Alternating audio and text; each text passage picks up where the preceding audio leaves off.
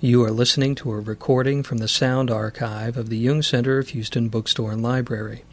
For more information about the Jung Center, visit our website at www.junghouston.org or call us at 713-524-8253. This recording was originally made to audio tape and converted to digital format. Dr. Jung had a favorite story. He loved stories. He knew their great value and their depth. And his story, which he liked to tell on this subject, an artesian well sprang up in the middle of a desert. It was a wonderful well. It had real water. It was copious, it was clear, it was good, it was nourishing. People came, they drank from it, they celebrated, they did fine things. But slowly, after generations and generations and generations, they began to build buildings around it. And they walled it off. And pretty soon they were selling admission to it. And pretty soon only the elite could come. And pretty soon, well, it went on and on like that. And the water got angry. And it ceased to flow. But hardly anybody noticed because the ticket sellers were out busy selling admission to the water. And hardly anybody noticed that the water first diminished and finally it went away. But still the people came and the buildings were there and there was admission. But the water took itself over and burrowed a new channel. The same old water, just as good, just as living, just as nourishing, burrowed up in a totally unexpected place in the desert. And some people found the water and came and were nourished by it and drank. This was the living water. Same water, just as good. Same things were true of it as had been true before, but it was in a slightly different place. And some centuries went on, and that turned into real estate. And people built buildings, and they charged admission, and soon only an elite were allowed. And soon it became so esoteric, and the water got angry, and it welled up and bubbled up someplace else. That goes on and on and on. And this is a natural process, it's a beautiful process. I'm less angry at the story than I am amazed and pleased at the wonderful quality of the water, because there's never any time that the water is not bubbling up somewhere. Well, the water has taken some new turns fairly recently, and that's our subject for this week. I want to talk as gently, as intelligently, as humanly, and as warmly as we are capable of, about some of the places, curious places, incredible places, predictably so by the story, that the water now flows up. And I expect to tax your credulity more than once in the course of the week in describing some of the places that the living water has chosen to flow now. Everybody knows we live in a new age. The Aquarian age is upon us. And Aquarius is the water carrier. He carries a water jug over his shoulder and he pours out the water. I can't imagine a more optimistic beginning for a new age. And it does seem that we have worn out an old age. It's grown tired. We're not doing very well with our old age things, the age which is past. But as far as the water is concerned, there is no age, because there is just the water, and it is always the same. I was thrilled to hear the medieval proverb, "The church must change in order to remain the same." One must reckon on the artesian well changing position or changing its place of flow a little bit, at any rate, occasionally. One can take that in one stride. Well, the water is flowing in some very odd places these days. I suspect that's a characteristic of the water. Christ warned us that he would come like a thief in the night. That sounds so nice when spoken of poetically, but it's a shock when it happens to you. Because something will come and tap you on the left shoulder and frighten you half out of your wits, scare you, one pushes it away, one freezes up. Finally, when one can evade no longer, one discovers that it's the immanence of Christ which has come and touched you on the shoulder. You must be used to this. You must get used to it, because it's happening.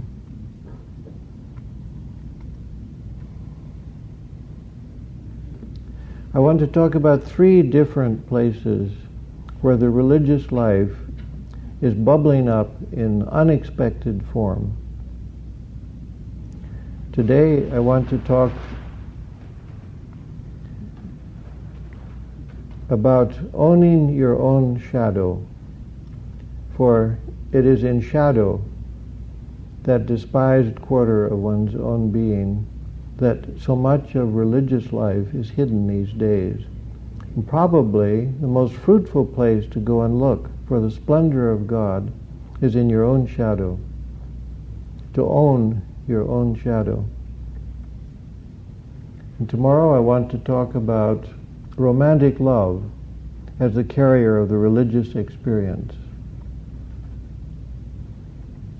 And next after that, the most difficult of all, the most taxing for one to penetrate, is paradox as the essence of religious experience. All right, this morning, to own your own shadow. And first we need to look a little bit at what shadow is. We're already in ambiguous ground, because early in Jung's life and writings and work, he used the word shadow as anything that's outside yourself, that which is shadowy, that which is indistinct, that which has not entered adequately into consciousness. Could be masculine, feminine, personal, impersonal, just the other.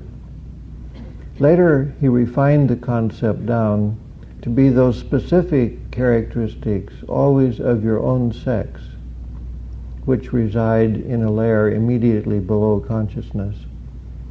I think I would like to use the word in its general aspects this morning. That which is shadowy, that which is difficult, that which is the not I.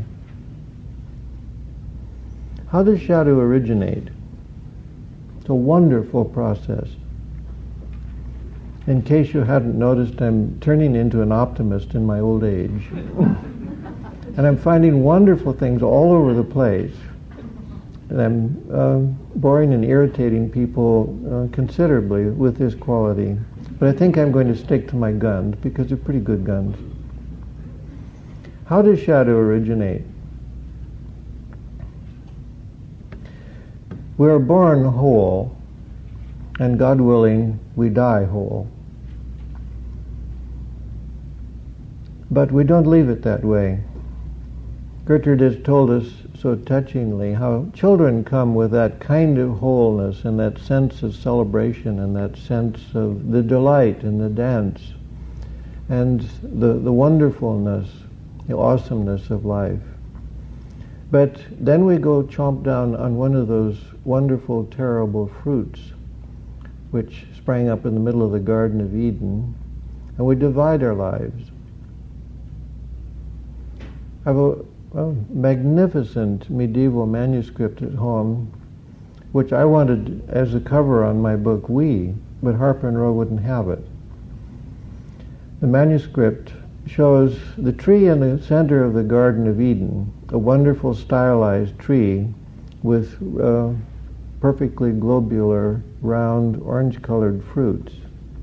You know, the tradition in the Middle East is that the original fruit was an orange. It's only we Westerners who said it was an apple. A wonderful, round, stylized tree which springs up from the navel of Jesse. And on one side of it is the Virgin Mary, heavily clothed in nun's raiment, plucking fruits and giving it out to a long line of penitents for their salvation. And on the other side of the same tree is Eve, without a stitch of clothing on her, plucking fruit from the same tree and handing it out to a long line of eager participants for their damnation. Same tree. Comprehend that and you'll know a lot. Well, we bump into that tree somewhere. One of my great disappointments or arguments is that we feed that fruit to our children too early and we rob them of their childhood. Because the moment you feed a child the fruit from that tree, he begins a process of division. He begins a dual life. The best imagery I know for this is a teeter-totter. Fulcrum in the middle, right-hand side out here, left-hand side out here. And we begin dividing our wholeness or our characteristics out between the right and the left. We call this education, we call this the culturalizing process. And I agree entirely. A person who doesn't go through this is an animal. He takes the characteristics, mostly the ones that his culture prescribed for him, that he likes or that he calls good, and he affixes them various places out on the right-hand side of his teeter-totter. It's very interesting to go from one culture to another and see which characteristics they put out on the right-hand side of the teeter-totter, because it varies from culture to culture, which is a disturbing process. I'd like to think that there are things that are right just innately, but there are things that are right only because our culture decided. If I burp at dinner table in the culture in which I grew up, this is very bad manners. Burping lies on the left-hand side of the teeter-totter. In Eastern Europe or in many places in Asia, if you don't burp at the end of a meal, you are indicating that you were not pleased with the meal. Many, many, many customs like this. In one place it's a sign of honor to cover your head. In another place it's a sign of honor to uncover your head. One place it's forbidden to go into the temple without shoes. You try to go into the cathedral here without shoes on and you'll be told, now look, go get some shoes and be decent. You don't dare go into a temple in India with your shoes on. Okay, this is a somewhat arbitrary process. But however you do it, you end up with some characteristics on the right-hand side of the teeter-totter, which we call good. And there are characteristics on the left-hand side of the teeter-totter, which we call bad. That teeter-totter must remain balanced. It must remain level. This is the homeostatic balance, psychologically speaking, without which we could not survive. If the teeter-totter becomes unbearably loaded and still level, but is more heavily weighted than it can stand, it will break at the fulcrum point, and that is a psychosis. The slang term, a breakdown, is correctly called, because the teeter-totter breaks and it can't bear the load anymore. The two halves disengage from each other and go flying off, and one has a psychotic break. Short of that, one keeps a homeostatic balance always, often at very high cost, just for one's psychological health. Here is the law. It's simply the law of opposites. It's the law of balance. It's the law of action and reaction. It applies everywhere in physics, and not any less in the psychological world. Anything that you put on the right-hand side of your teeter-totter will be balanced by something of equal moment or weight on the left-hand side of your teeter-totter. Which means any good that you indulge in, good in this specific sense that I'm outlining, is equaled by a bad over on the other side. And this you must reckon with.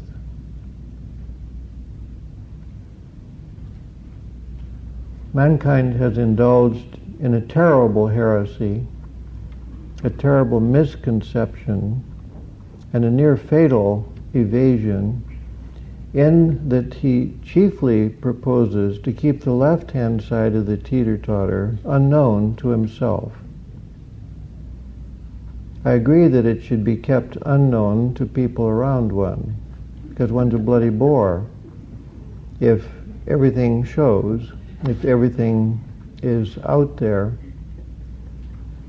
But if one keeps it unknown to oneself, one is in very severe danger.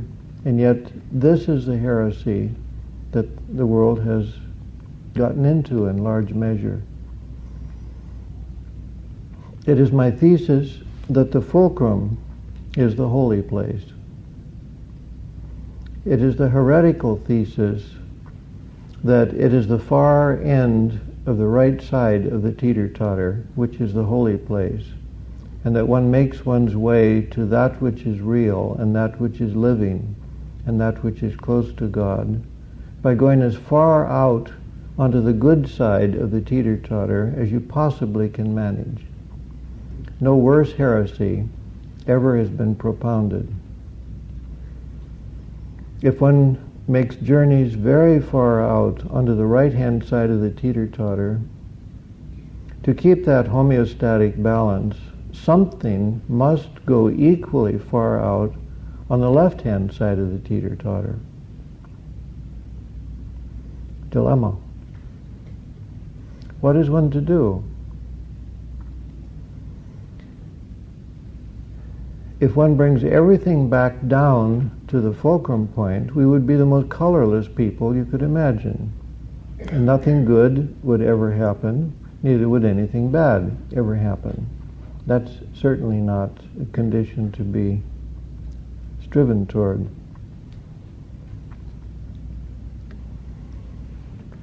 So, of course, we're going to have shadow. St. Augustine ran into this, to his agony, I expect. And he finally blurted forth this awful statement: to act is to sin. To do anything, to make an act of the will, to try to do something, to create, to make a work of art, to say something kind, to aid another, to clean up your house, to make something beautiful, to protect another. Any such act as this is to sin. And with this model, I think this is now bearable, because he is only saying that if you make an excursion out onto the right-hand side of your teeter-totter, almost mirror image-like, somebody is going to go walking over on the left-hand side just to keep you in balance, so that the teeter-totter stays level, so that you don't go psychotic. To act is to sin. And not to act is probably the biggest sin of all. So, what? All right. There is a way And that's what we have Gertrud here for. And that is that one can live the right-hand side of one's teeter-totter and do those beautiful things, those noble things, those constructive things, those creative things, which is a blossoming of human consciousness and of mankind, if one will do the upkeep on the other side of your teeter-totter. And thank God there are ways. You are quite safe, and the homeostatic balance of life is maintained if you will do your creative life, and hopefully before sunset, or at least before Sabbath, go and do the upkeep on the other side of your teeter-totter. This is possible by a wonderful law which makes life possible, makes life bearable. And that is that the unconscious cannot tell the difference between an actual act and a symbolic act. Without that, I don't know how one would live. Because if I had to do everything that I know about myself inside, I would find this unbearable and I would have had a bullet through my head long ago. But it is possible to do this homeostatic balance, to make whole, to make level, to keep even, in a symbolic way, and not to bother anybody else, not even to bother myself impossibly doing it. And that's what the world of ceremony is for. But in order to do this, in order to keep the balance, in order to make a new relationship of the light and the dark, and the good and the evil of the world, you must first own your own shadow. And this is the most fruitful, this is the most powerful place, I know, for a modern person to look for his religious life. William Blake said, you have to go to heaven for form, and let's say right-hand side of the teeter-totter in this case, and go to hell for energy, the left-hand side of the teeter-totter, and marry the two. That was his great poem, The Marriage of Heaven and Hell. Jack Sanford, and you know how tactful and smooth and careful that wonderful man is, lecturing away in his nice even form in San Diego one evening, and I heard an astounding statement out of that man that galvanized me. My breath caved in, and I waited for the room to explode. No one said a word. He went on. There was no thunderbolt from heaven. Nobody was struck dead. And, all right, what he said was, you must understand that God loves your shadow much more than he loves your ego. What an astounding, atrocious, awful, terrible, redeeming thing to say. One identifies with the right-hand side of the teeter-totter and gathers these nice, virtuous things, whatever they may happen to be for your particular culture or your particular life, and packages them up as one's ego. This is the I. Yes, I wear clean shirts. Yes, I tie my necktie carefully. I do, all right, you make your long list of things. This is what I consider to be Robert in his ego. I'm careful with my English. I'm polite. I'm courteous. Oh, you know, this side. You know, all the nice things which one gathers around oneself and the kind of lubricants of life. Somebody once said the Japanese are so courteous because there's so many of them on a small island that courtesy becomes the lubricant of society. I like this, and I'm not going to budge off it for anything. What about the other side? The non-ego things, the things I've not identified with, the things I'm not going to drag out and show you here. They show once in a while, which embarrasses me inordinately. Those are the shadow things. Those are the other things. That's the unchosen stuff of my life. It's my thesis this morning that to own your own shadow is a profoundly deep religious experience. To go into that can of worms, into that squirming mess of stuff, and that's what it is for every human being. There's nothing wrong with you. If you have a whole basket full of embarrassing or regretful stuff that you have done, or the fantasies, or whatever goes on in you, because everybody has a shadow. He would have no dimensions. He would have no substance if he didn't have a shadow. To lose one's shadow is to invite psychosis.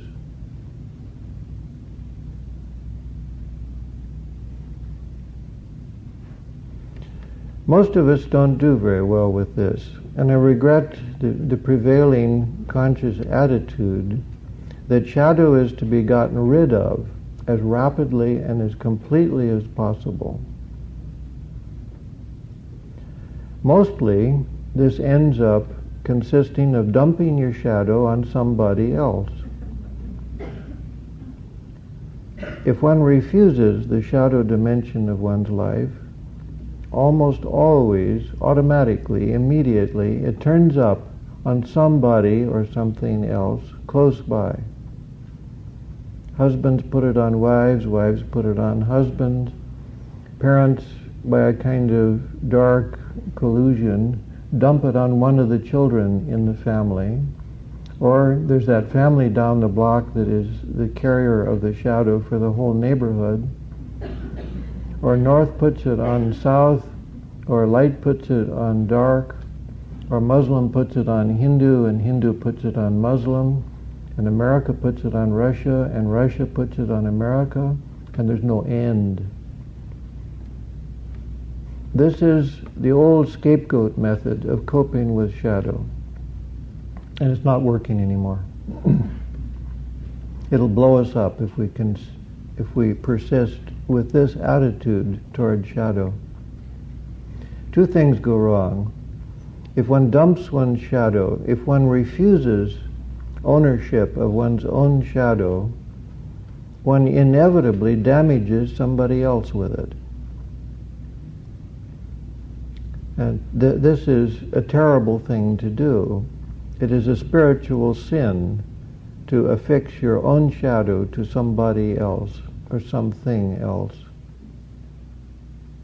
But a worse thing happens, not so easily seen, and maybe not much known in our culture. And that is, if you dump your shadow, you sterilize yourself. Because you stop any possibility of the ecstatic religious experience, which is the fulcrum point in your own life.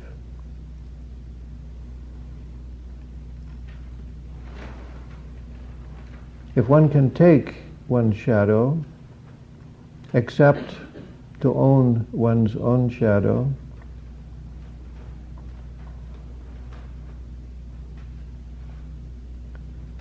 then the fulcrum point is possible.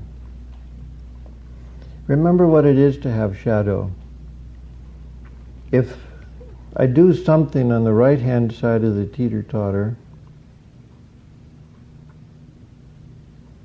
I don't even have to turn around and look the other direction to know that something on the other side of the teeter-totter has corresponded with this instantly.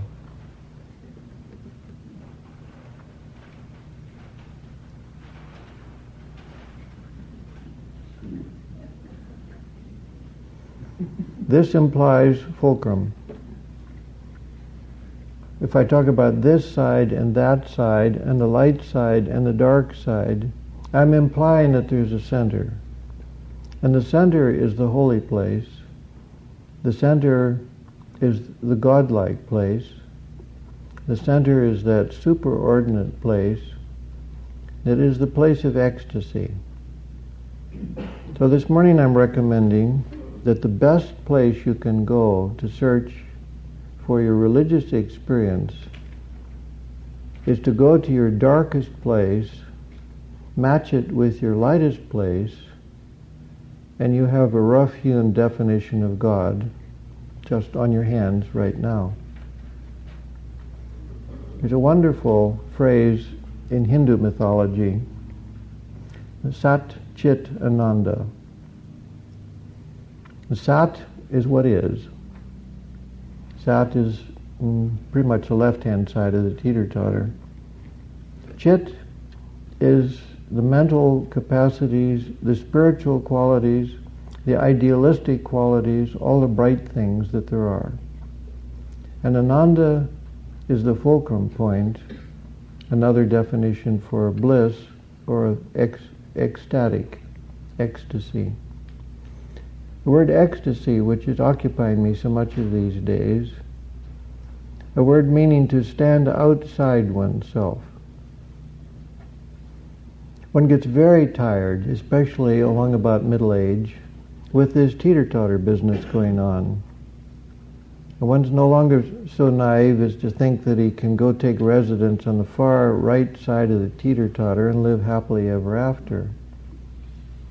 He's made so many round trips, most of them involuntary, between his great right-hand side of the teeter-totter push and the inevitable rising up and hitting him from the left-hand side of the teeter-totter. So that to get out of this dualism, to find something that is not up and down, something that doesn't have an opposite, is the ecstatic or the visionary experience. Most of the great visions which come to people, many of them are recorded. The book of Revelations, for instance, occupy themselves so much with symmetry. Your own visions, your own wonderful times where you suddenly saw, generally consisted of a geometric or highly balanced, symmetrical view of life. And that's the fulcrum point.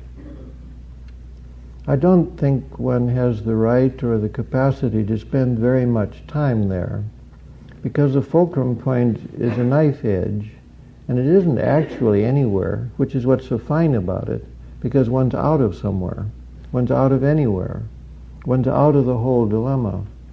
For one would sell oneself or price oneself out of all human activity, too, if he stayed there. India teaches that if you gain your enlightenment with one of the great yogas, get yourself in order, because you will die on the third day. You just simply leave this plane, which is good news for them. I'm not so sure a Westerner doesn't buy that quite so quickly as an Easterner does. But one can stand on one's teeter-totter with 2 feet equally distant from the teeter-totter and no farther apart than your feet have the capacity for keeping symmetry. One can do that. And I would consider that a holy life, whole in the sense of balanced, whole in the sense of symmetrical. Practically speaking, that means to proceed with one's creativity, because that's the hallmark of the right-hand side of the teeter-totter, and do your good things, and do just as good a lecture as one is capable of. But privately, thank God, go with one's left foot and do the upkeep on the shadow side of the teeter-totter.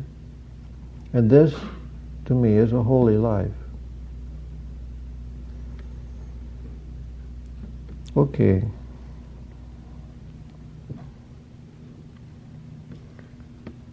Immediately then comes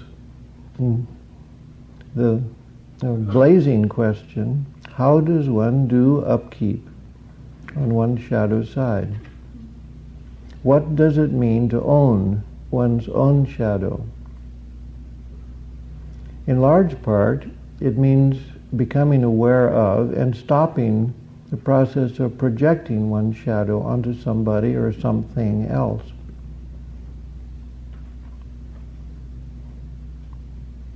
A hard job. If you have bought this model, that is, if it appeals to you or it seems tenable, that mankind is a teeter-totter, and for every right there is a left.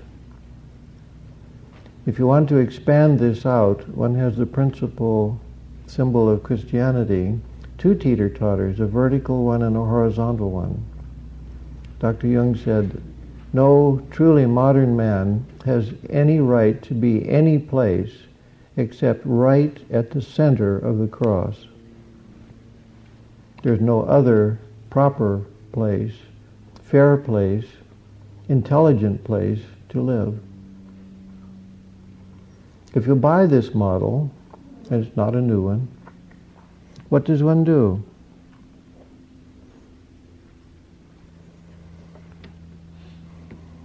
Active imagination is the best tool, I know. And that consists of setting up a dialogue over the fulcrum point of the teeter-totter. And I, over here, in my virtuous nature, my clean shirt, and my appropriate tie, and my, at least on Friday, dry-cleaned suit, set up a conversation, a dialogue with that guy over there. And I don't have to tell you what he looks like. You already know that he's in scruffy clothes, he slouches around, his English is terrible, he doesn't like to work, and he thinks that the virtues which I carry are ridiculous. You don't have to look over there to surmise what one's shadow is. You look at me standing up here, and if you have perceptive eyes, you'll know exactly who my shadow is. Probably better than I do. Everybody in the world knows your shadow better than you do. All right. It is a holy endeavor. It is true prayer, in my estimation, to set up a dialogue with that other guy, or that gal, or that raging animal, or whatever it is. A story to tell you. At a nice house years and years ago, just north of San Diego, it was on the cliff overlooking the ocean. It was as lovely a house as you can imagine. Right on the edge of the cliff, fresh air. You could see clear to Japan. Sunsets were glorious. Those were high days in my life because Jack Sanford was rector of St. Paul's. I had my office in St. Paul's Church downtown. I worked with the church people. Jack and I sort of ran St. Paul's together. He ran it on Sunday morning and I ran it on Wednesday evenings. And the Wednesday evening program turned into the San Diego Friends of Jung. When Jack left St. Paul's, the place had no home any longer for that endeavor or that sum of energy. So it became incorporated as San Diego Friends of Jung. Wonderful days. Well, Southern California is also the drug capital of the world, or America. And just down on my beach, only 100 feet away, 100 vertical feet, was a whole counterculture, the beach bum world. I was inordinately jealous of those people, wouldn't admit it. Because there they were lounging around, getting a golden tan and doing nothing, when I got up early in the morning to go down to my disciplined task at St. Paul's. Teeter-totter. I'm here, they're there. Well, one day, I'd taken active imagination very seriously, heard a voice, almost audibly, one's daemons, and that's what the word originally meant, that which speaks to you, whispered in my ear, you know, why don't you go get yourself busted? Lose that big house of yours up there and come on down and be a beach bum and be happy. Well, it terrified me. It absolutely just wilted me. Because I'd been playing one of these nice lily tricks of sitting over here in my virtue and not being sufficiently aware that a beach bum sat over here in compensation for it. But the beach bum made himself known. I could have known this months, years earlier, but I didn't. The beach bum made himself known to me and made his proposition, and my teeter-totter shook. Well, I can't ignore things like this, so I went into dialogue with this guy, and my typewriter burned for days and for weeks with a dialogue back and forth between the St. Paul's guy, who I stoutly defend, and the beach bum guy, who I've got to take seriously. I laid out the virtues of my St. Paul's guy. I have a nice house, and guests come and beautiful things happen in this house, and there are conferences. People come. It's a graceful way of living. There's so much beauty in my Japanese garden, and a delicate and refined and gentle and intelligent way of life which I've evolved out here, the best I've ever had. Such was my argument. But this guy could pierce it just in a sentence. He says, well, you're not happy, are you? And I had to say no. So he had me. But I had him too. This went on and on and on. And I said, I had to listen to him, and I said, okay, what do you propose I do?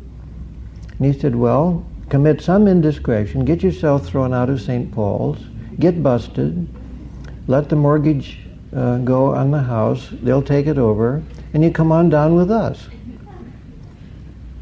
He really wilted me one day. I said, all right, I thought I had him on the skewer now. How am I going to make my living? He said, well, we'll set it up. You'll peddle drugs. Me? Peddle drugs? Well, that was the end of the conversation that morning. Couldn't stand anymore.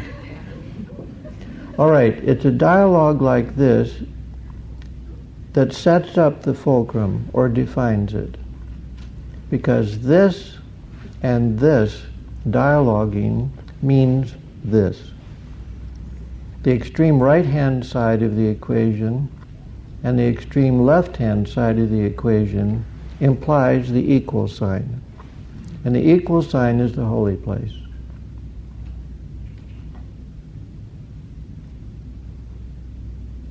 Go look at a dollar bill next time you have occasion. On one side of it, you'll see an eye on the top of a triangle. And it implies that there is the A and the B of the bottom of the triangle. And you can go back and forth between A and B interminably and not have much. But if you do, God-given grace will produce the I which is anterior to, superior to, the synthesis of the A and the B, and that is the new order. That is the consciousness. That is the visionary enlightenment. All the symbols for this make use of the word light, because that is the place of light. The right-hand side of the teeter-totter is not the place of light, or only of a kind of light which exists at the expense of a darkness on the left-hand side. But that central point, the fulcrum point, or the eye of the triangle, is the place of light. It is a place of enlightenment.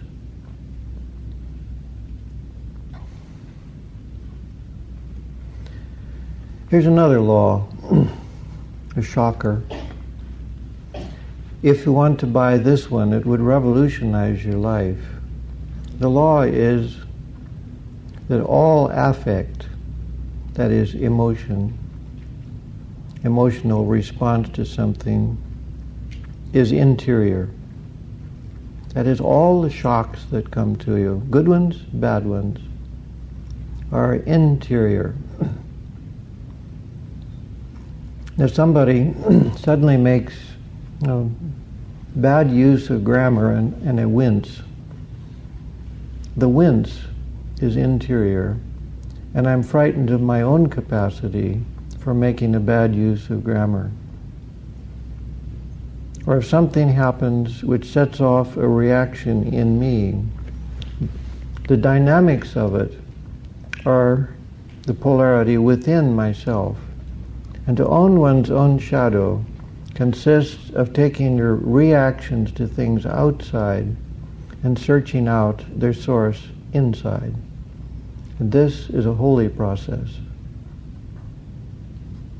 So go look at your heroes and your villains and the things that you people your life with, your irritations and your delights and your phobias and your addictions and all those things which have you like this, and go find out who has what inside yourself. This doesn't negate the world out there.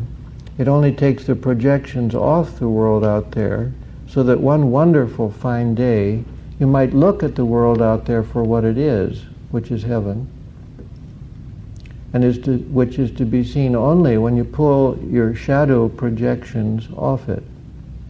Our only impediment to heaven is the stuff that we lay over the top of it to obscure it.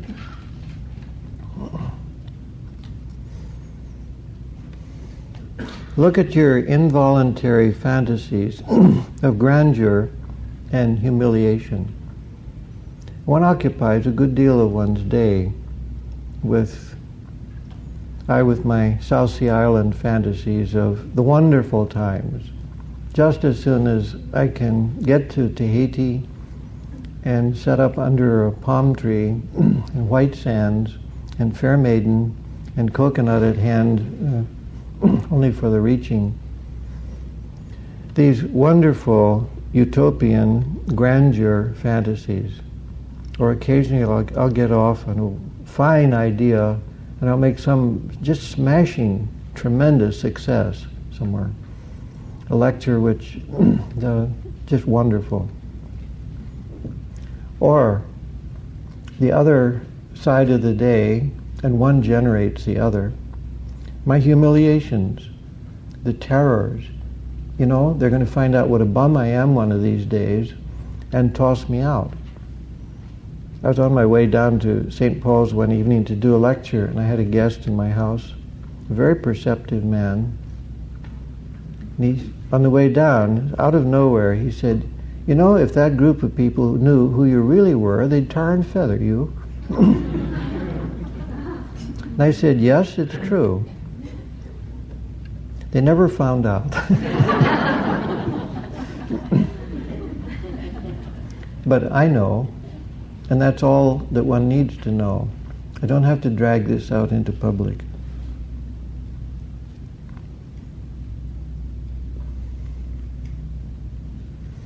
Now we've been presuming something that's not quite true, just for the sake of clarity and simplicity. We've been presuming that everything on the right-hand side of the teeter-totter is good. That isn't necessarily so.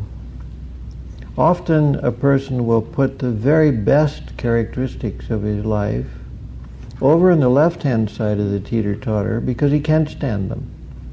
This quite often happens. The whole teeter-totter arrangement is that arbitrary. Dr. Jung warned us.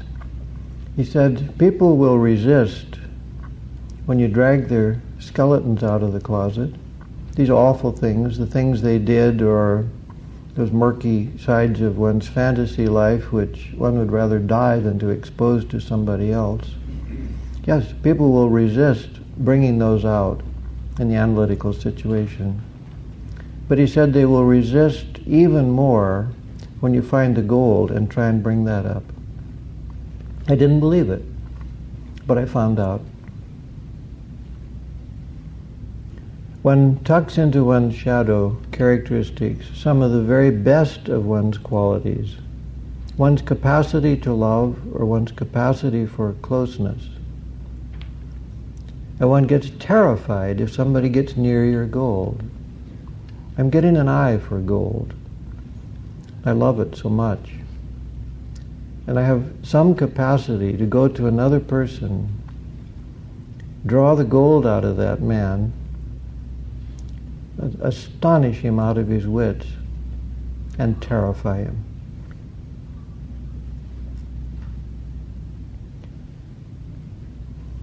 For most people, their very best characteristics are hidden away on the left-hand side of one's teeter-totter, generally surrounded by a whole bunch of junk. And one could easily say, but it's not true, that he's frightened of touching the gold because of the stuff around it. Not true.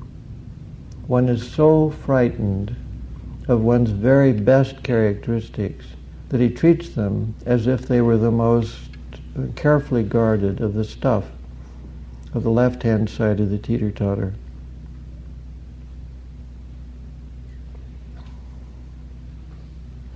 It's dangerous to constellate somebody's gold because he may go to extreme ends to nullify that experience or to cancel it out or to make sure that it won't happen again.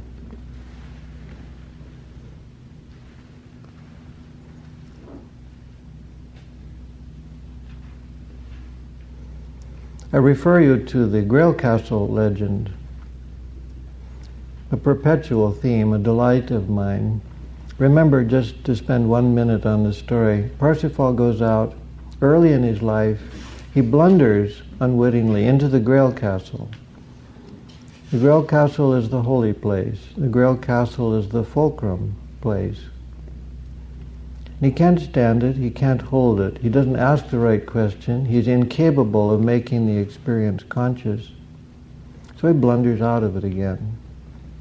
And he ricochets back and forth, one side of his teeter-totter to the other, for 20 years, 30 years, varying estimates of it, until he has grown a bit conscious, until he has some concept of the lightness and the darkness of the world, and the nobility and the despicable aspects of life, namely his own. And in middle age, he has a chance again to go to the Grail Castle. First, a hideous damsel comes to him and scorches him but good, and she takes him on a conducted tour of the left-hand side of his teeter-totter. She tells him everything that he has done wrong, every failure he has made, and what a general fool he is. Then later, he blunders into the hermit's hut on Good Friday, and the hermit again scrapes him over the coals and outlines everything that's wrong with him. He doesn't need to be told the right-hand side of the teeter-totter, but he needs to be told the left-hand side of the teeter-totter. And this time it works. Because the hermit then says, the Grail Castle is only a little distance from here. Describes it. Parsifal goes, the drawbridge comes down, he goes over, the drawbridge snaps closed again, ticks the back hooves of his horse. He goes in, and there is the Grail, just as it was 25 years earlier. Because the fulcrum is outside of time. It's always there, and it never changes, and it's always available, and is never closed to one. Parsifal is now wise enough, has sufficient consciousness, enough right, left, up, down, good, bad, human experience, so that he has won the right to the Grail Castle. The Grail is brought in, and this time he can drink from it. This time he asks the question, whom does the Grail serve? And the answer immediately is that the Grail serves the Grail King, which is to say that this whole teeter-totter business, the whole up and down, right and left, good and bad, success and failure, happiness and unhappiness, is not designed to serve the ego, but is the divine play which serves God. The Grail serves the Grail King. It doesn't serve you. Then the Grail Castle is Parsifal's for keeps. He can stay there. May it be so with your journey too. All right. I've laid out a model to you. This is the first of 3 examinations of places to look for the religious life or the religious experience. I want to know what you think about it. Questions? Comments now?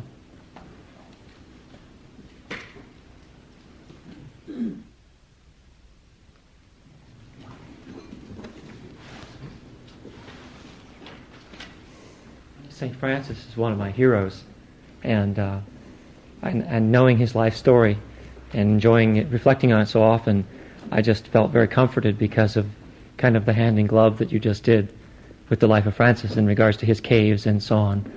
And I just wanted to make that comment that it fit very well. Good, thank you. St. Francis knew all about this. The people who tidied up his life and presented this mauve-colored sentimental thing, which is storybook, not good storybook. But St. Francis knew, and he never got very far from Brother Ass. The other side, the dark side. People did terrible things to him, and they encapsulated him and they took him over and put him on the extreme right-hand side of the teeter-totter, which was not true and would have horrified him. All of the saints knew who they were. They knew their dark side and had transcended both the dark and the light and had come to that fulcrum place, another name for which is sainthood.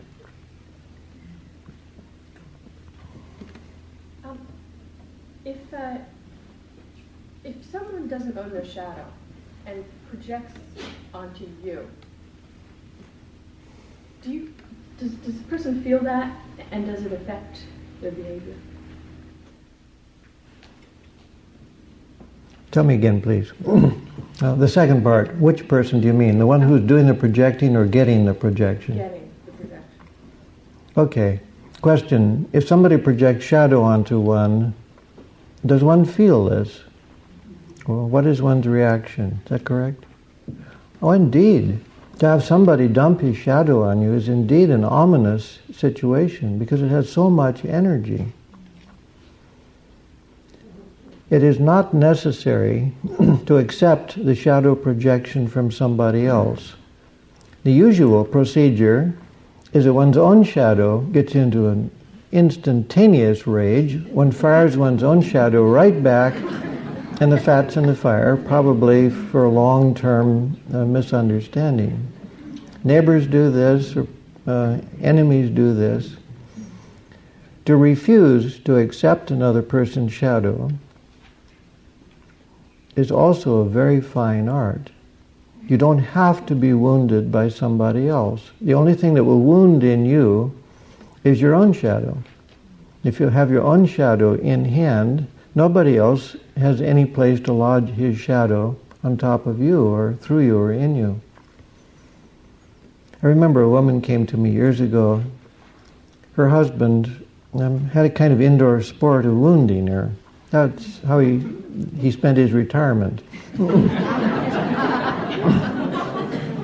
This was unconscious, and I don't think there was any special maliciousness in it, but somehow he'd fallen into this business. And she would cry every day. And she came to me and she said, what am I what about all this? And I said, well, you don't have to be wounded. To be wounded in that sense is a voluntary matter, and you can refuse it. So we spent some time on how not to be wounded. Women had better know this, because there's that in men, it's just part of masculine equipment, which would like to dump a whole section of shadow onto women, and vice versa. It is possible to refuse to be wounded, and it has the most extraordinary effect on the person who's doing the wounding, because it bounces right back in his face, and he has his own shadow, which won't cling to you, and it boomerangs, so to speak. This upsets people very much, and they sometimes just go into a paroxysm of rage and blow the walls out of the house. But if one still hangs on, perhaps that person will accept his own shadow. For 2 weeks, his husband ranted and raved. He wasn't getting the reaction which he expected out of his wife. She simply didn't take it. She didn't fight back. She didn't object. She just, like a good matador, let the bull go by.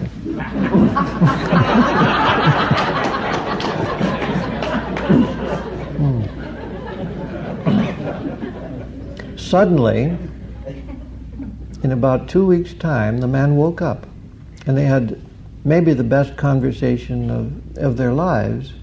He woke up what he was doing. They talked about it. And everybody concerned with that was nearer the fulcrum point. It was a holy moment. It takes a lot of strength, and it presumes that your own shadow is under reasonably good control or conscious. If you have a whole bunch of inflammable stuff in your own shadow, somebody else can drop just a little spark in it and set you off. Could you comment then on this, like why it's such a long, long way to be able to finally say that we love our enemies? Because that's the end point of that long journey of being able to come. Sure. The injunction, love your enemies, had better begin inside, because you can't do much with your external enemies unless you've made peace with your internal enemies, the other side of your own teeter-totter. Because the situation in you will be so incendiary that when you get anywhere near your external enemies, he's got you. You'll just blow up. You'll be out of control. But if you can love the beach bum in you, or whatever parallel in your own life, then you have a strength, and you can begin to love your exterior enemy. But it doesn't go the other way around. Could you please give another example of the gold that was found in somebody's shadow? Now, for the beach bum, what was it that you discovered about yourself? Okay, what is some of the gold in one's shadow? Use beach bum as example. Well, I was rather a stiff person, which is a big problem for me all of my life. I'm such a good North European Anglo-Saxon, and I wear a coat and tie so well. People commented. I never said a thing. I didn't even tell Jack Sanford about this. I was too scared. But when I'd worked with beach bum for a while, various people came to me and said, Robert, you've eased up lately. What's happening? I said, oh.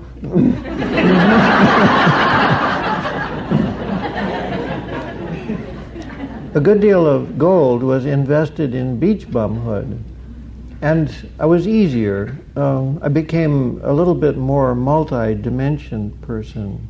There was less stiffness about me. This guy needed this guy, and this guy desperately needed this guy. And finally, they decided that they're going to cooperate, and I could keep the house after all. I said, no, I'm not going to get busted. There's too many valuable things up here. But I see your point, because I'm just green with envy of your way of life, this suntanned, wonderful, beach bum, Southern California life, of which I have a little bit in me now. I hope you see it. Yes?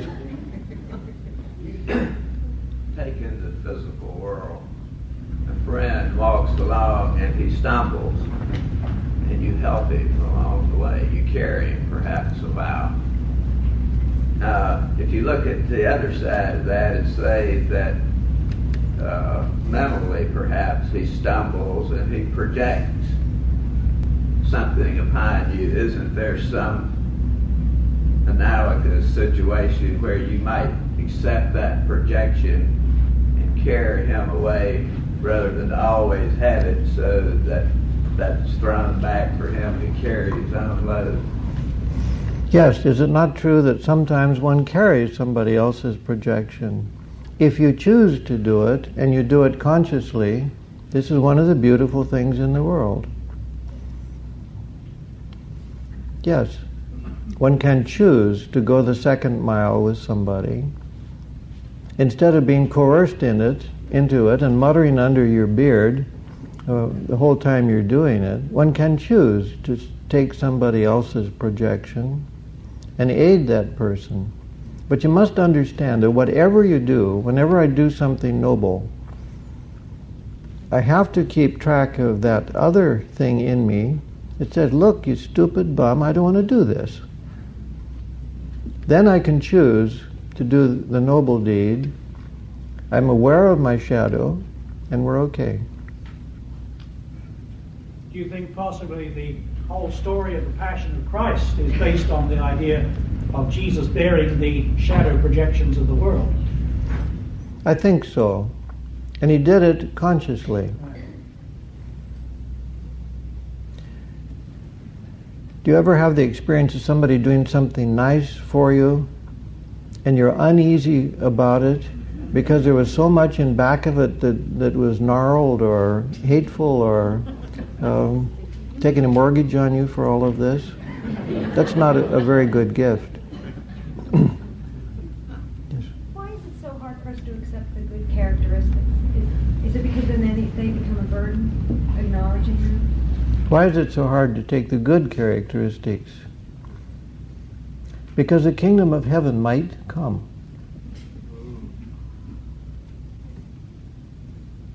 One fears the fulcrum point. If you acknowledged the gold in yourself, the whole egocentric, plot-thickened life, which we keep going, would be obliterated. Do you know the last lines of T.S. Eliot's play, Murder in the Cathedral? And I don't think I've got it quite right, and I've not got it written down anywhere. But it's something like this: men fear fire, and men fear flood, and men fear pestilence. But more than anything else, they fear the love of God. It's true. People resist the gold in them more than anything else. If you accidentally touch the gold in somebody, you'll have him yelping with agony. But he's also touched something that he won't ever forget. I may be way off base here, but would you think that the way our society is leaning to the right is based on this leaning to the right-hand side? And if so, what would you see the shadow side of that's about to balance it out? Oh, good heavens, you don't have to look anywhere. Was it only 3 weeks ago that the left hand reached out and bombed Libya? Always those things happen. One decries the darkness of life, but there are people who create the darkness by a one-sided or heretical kind of lightness. Dr. Jung once said their wives whose husbands have no alternative but to become alcoholics, and their wives who have no alternative but to become shrews because of the conduct of their husband. One can force this. Now, if somebody grows conscious, one can break this and refuse it, but who's conscious enough? One-sided goodness creates its opposite. I said one-sided goodness. Fulcrum goodness never creates its opposite. Or it's standing in the straddling the teeter-totter. We have to have some pairs of opposites going or nothing would happen.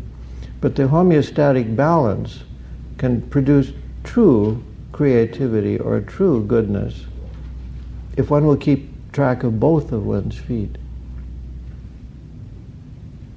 Yes? I think I just need this, but would you say a little bit more about the fact that this homeostatic place is not a place where you live, but a place where you visit? That's what I heard you say. Did you say more? Okay, a little bit more about that fulcrum point, where one does not live, but touches. It's a little bit like a point. It's a little bit... remember the medieval definition of God as a circle whose center is everywhere and circumference is nowhere, or is it the other way around? I can't remember. One of these nice definitions that won't pinpoint it. No, one cannot live the fulcrum point constantly, but you can imply it. I'm on my best behavior this morning, and I'm working very hard, and I'm giving you the best product that I know how. And before many hours are over, I've got to go off in private and pay out the other price of it, or I will cheat you, let alone cheat myself. I would bring you something good, which would be maudlin and sentimental, if I did otherwise. I have the right to bring my best to you if I'll go and cope with my worst. And that's my job for the rest of the day, or another part of the day. That's what it means to stand astride the fulcrum point. I can put my weight over here for a time, if I will do my upkeep and put my weight over here for a time also. And I don't need to hurt myself or anybody else doing it. It seems that one of our problems in society is that many people are not content to do it in private, as you have just implied. They feel they have to act out their shadow side. Yes. I find that better than people who refuse to do anything with it, which means their children get it, or the other side of the tracks gets it, or something happens. I would rather a person act out his dark side than to have no dark side. But what I'm prescribing, I'm implying, I think is better yet. How true might it be that because our ego is so fragile and can be so devastated so quickly and easily, is that we're not unaware of our shadow, but we're so fearful of being overwhelmed by it that we don't stay in touch with it. The only occasion where a shadow could overwhelm one is when the right-hand side of the teeter-totter has attempted to overwhelm the shadow. If the unconscious brings a hostile face to you, it's because you have first been hostile to it. Dr. Jung has a wonderful story about this. He loved imagery so much. Not much of it got into his books, unfortunately. I'm sorry about that. One day in a seminar he said, "And what do you do? The lion is chasing you, and you're running as hard as you can, and you feel his hot breath on your back, and your strength is failing. What do you do?" Why? You turn around and you say to that lion, "Please, will you be so kind as to eat me?" And then he doesn't. You made the lion angry in the first place. And if you'll stop your hostility to the shadow will immediately play fair with you. So I had to go talk to my beach bum, and then the beach bum began to yield up his gold for me. I think it's time. Good morning. You are listening to a recording from the sound archive of the Jung Center of Houston Bookstore and Library. For more information about the Jung Center, visit our website at www.junghouston.org or call us at 713-524-8253. This recording was originally made to audio tape and converted to digital format. We're talking this week about places, often unexpected places, where that artesian well comes bubbling up. Without notice, without reason, very often without invitation. We talked last time about owning your own shadow as a way of touching that artesian well. Something that is possible for a modern person, something that is incumbent upon us. One doesn't get much help with it. In fact, there's still a large residue of thought that one should go walking out on the right-hand side of the teeter-totter as far as possible in order to do one's duty and to make one's way into the spiritual world. I laid out my best arguments to you that to walk to the center, the place of the fulcrum, is the holy place, or the way to, truly to the way of the Spirit. That was a difficult progress to make. I have another difficult one to do this morning, and that is to look at romantic love as a religious experience.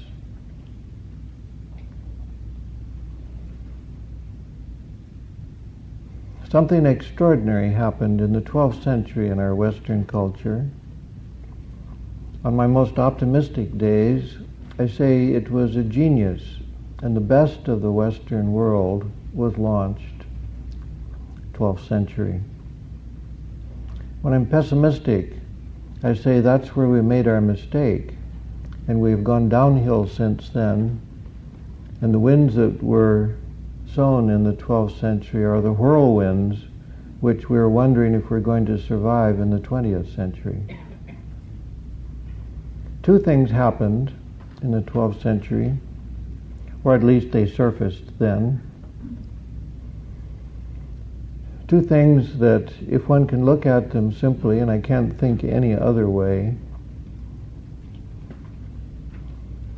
which I've looked at simply, are audacious things. And we need some more history before we can say whether it was right or whether it was wrong or even whether we will survive it. The two things that I'm aware of, or the two expressions perhaps of the same thing, were the Grail myth and the myth of Tristan and Isolde.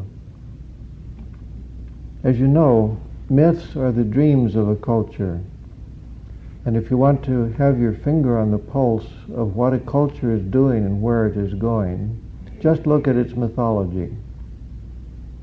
When a patient comes to my consulting room, the first thing I want after civilities and a little bit of getting at ease with each other is, what are you dreaming? Because that's the best, it's the only diagnostic tool I know anything about, to see what that person is dreaming. Because the dream will give an X-ray or a diagram of that person's soul, will show his problems, his strengths, and will make a prognosis. Well, if you want to do the same for a culture or for an era in time, get the myths which sprang up at that time, and you can put finger on the pulse of that culture and see what its strengths are and what its weaknesses are, and get a prognosis out of it too. The Grail myth and the myth of Tristan and Isolde have one thing in common, and that is Western man, either in his genius or in his stupidity, and that's what remains in question. Which was it, or a mixture of both? The genius of man to make a direct experience of God. Every other culture and every other time in history before that, still to this day in other parts of the world, man approaches God just as Gertrud described yesterday for you, like the child who goes to the ocean, looks at that great pounding surf, which of course is too big, and he turns his back on it, and he digs a little puddle, digs down until some water seeps into the hole he's dug in the sand, and he stomps and plays and romps and bathes and does his things in that little puddle of water. Mankind has always worshipped God in microcosm. That is, make a little puddle and pay homage to the great puddle by way of the little puddle. This is safety, this is sanity, this is ritual.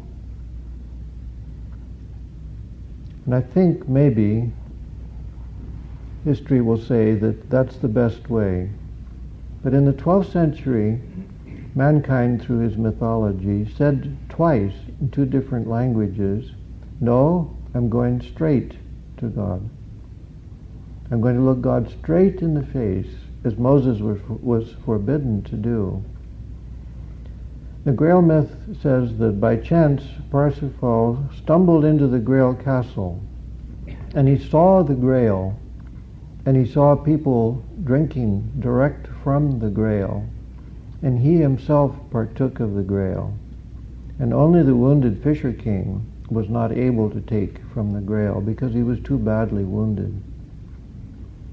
Well, this is wonderful, and I thrill to it, and I talk so much at the time about Grail castles because the first Grail castle, which is the adolescent experience and is free, unearned, and the second Grail castle, which comes after you've struggled a whole lifetime and gained some maturity and earned the right, mainly by asking the right questions, to come to the Grail castle a second time. That time one stands some chance of keeping it. There's no chance at all of keeping it the first time. The adolescent youth stumbles into the presence of God, and I hope you remember when you did it, because everybody does. Somewhere around 16. Then the second time, if you've earned your way, you find your way into the Grail castle again. And that means one is in the immediate, direct, unmitigated presence of God. I'm not so sure. We're not holding up under it very well. We're the most avaricious, we're the most restless, we're the most demanding people that the face of the earth ever saw, and it still remains to see whether we're going to rampage our way over it and wreck the whole thing, or whether we're going to find some genius and come to accord with the great vision which we have seen. All right, you've heard me to infinity on that subject. Now, another, and all this is build-up for this, is the Tristan and Isolde myth. And that's another ripping off the veil and looking straight into the face of God with absolutely catastrophic result in the myth.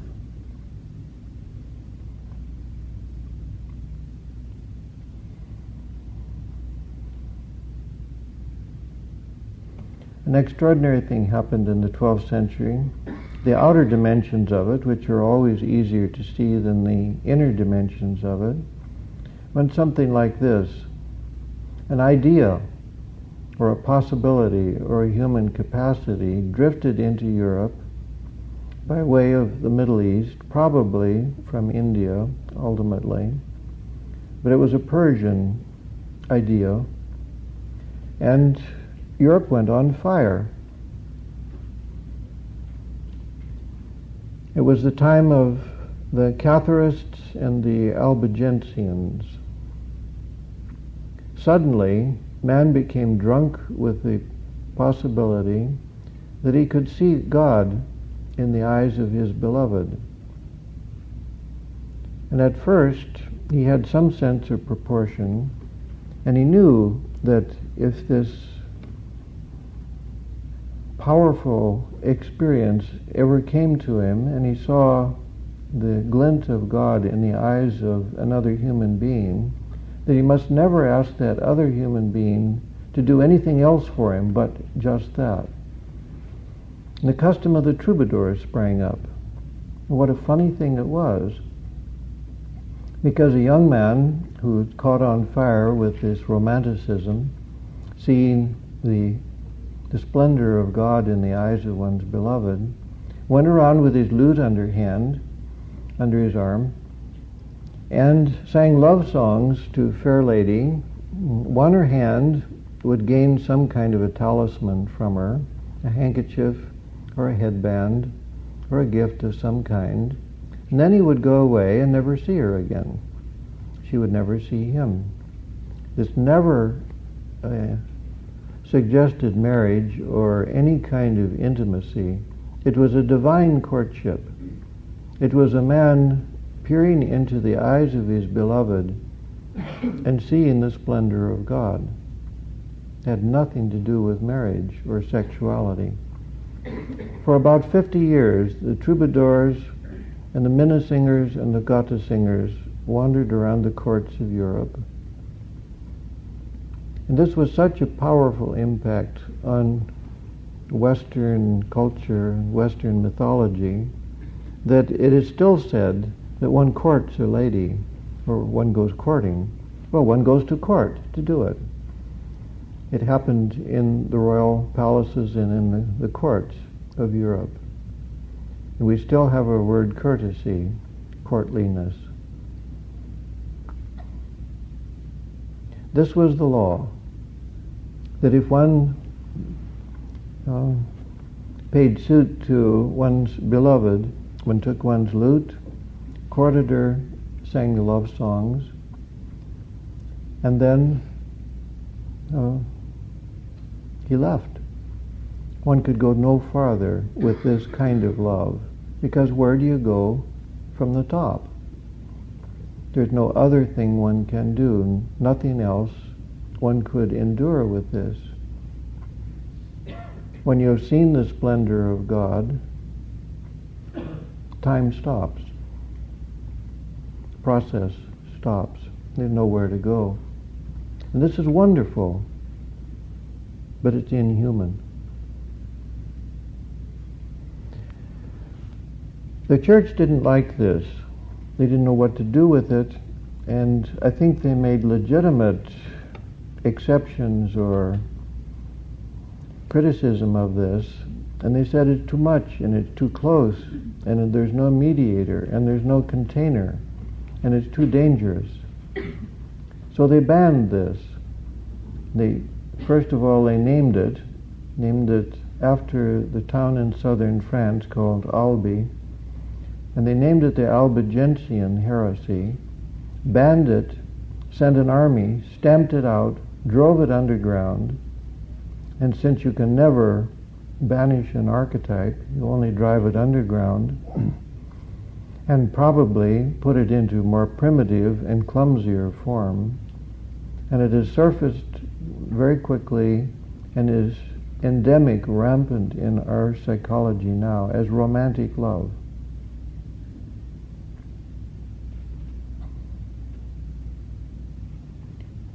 The church would have nothing to do with it, withdrew the church as container for this particular kind of a vision of God, and has left us with no container ever since, because the romanticism wouldn't go away. It's here to stay.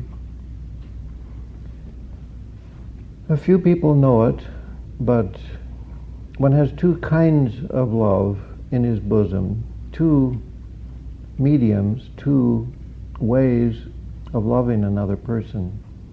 One is a human, sexual, family, child rearing, everydayness of love, not very dramatic, not very fiery. And the other is romanticism, where one suddenly catches the glint of the splendor of God in the eyes of one's beloved, and one is annihilated. This is romanticism. Most people don't know that there are two kinds of love within one, and they mix them. And we do one of the stupidest things that social custom has ever perpetrated in our customs now, and that is that we try to base our marriage on romantic love. We fall in love, we marry, we have a honeymoon, and somebody nearly knocked me flat on my face when they pointed out that the origin of honeymoon meant that it's sweet for a month, the length of a moon. And then we are supposed to make an everyday, mundane, human dimension, here and now, practical marriage out of it. This is not a good way to go at it. But I'm not so much out this morning to talk about the failings of romantic love as I am to talk about romantic love as one of the vehicles for religious experience. For better or for worse, the artesian well chose to bubble up in this particular area, and it's one of the ways, one of the places, one of the manners of apprehending the splendor of God. And it's open to all of us. In fact, it's not only open, it's an abyss which rises up and snatches us or compels us more often than not. One wants it and hungers for it and writhes in agony very likely when it happens because it has no container. I propose a container for it now. One sees the child coping with this when he turns his back on the waves and makes his little puddle. Now, we as adults have to be wise enough when the tidal wave of falling in love washes over us to make some kind of a container, take a little bit of this tidal wave of romanticism which has come upon us and make something livable and human, bounded and assimilable out of it. I want to talk to you this morning about romantic love as a vehicle for the splendor of God. Myths have so much power about them. They're repositories of wisdom, and they tell so much. I think this is probably the darkest myth that I know anything about because it ends so badly. But at least it gives us the parameters within which to work, and we can do better than poor Tristan and Isolde did with it. We have to do better or we'll crash. Many people do crash. How many people are finally so embittered and so frightened and so beaten by the impossibility of their loves or the disillusionment of their love affairs that they go away beaten, bitter people. And this is the Tristan and Isolde failure or disaster which the myth was warning us about from the 12th century. We can do better. There's no collective solution to this. I have nothing to point you to, mythologically, sociologically, or any other level that will help. And I have to talk to you about what an individual can do, because that's the only recourse that I know of, is to go dig your own little puddle, which you can cope with, that is life-size, bite-size, and human-size. And it can be done. First, I want to tell you about the myth. Just briefly, if you want to, don't bore about this subject, go get my book, We, because that's what the book is about. The myth is something like this. The king of Cornwall gives his sister, Blanchefleur, to the king of Lyonnaise. And it's a kind of a brutal giving, and here's where the problem starts. If one has an acute ear, one can see where the problem gets built in. The problem begins because Blanchefleur, who will give birth to Tristan, is given against her will or without her consent. She's just not consulted to the king of Lyonnaise because it's politically astute to do this. It makes a nice political alliance. And the king of Cornwall has an ally now by marriage with the French king of Lyonnaise. And this is good. Some of that masculine, patriarchal, cause and effect, political alliance, patriarchal stuff which makes so much trouble in the inner and the delicate dimensions of life.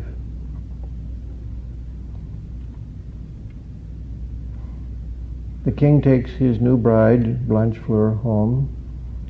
A marauder comes into the kingdom. He goes off to quell whatever is going on. He gets himself killed. And just the day in which Tristan is to be born, Blanchefleur finds out that she is a widow. She gives birth to her son, cries a great cry of agony, and dies. The feminine has been treated so badly that it gives up. But it gives birth. And the boy is named Tristan, meaning sadness.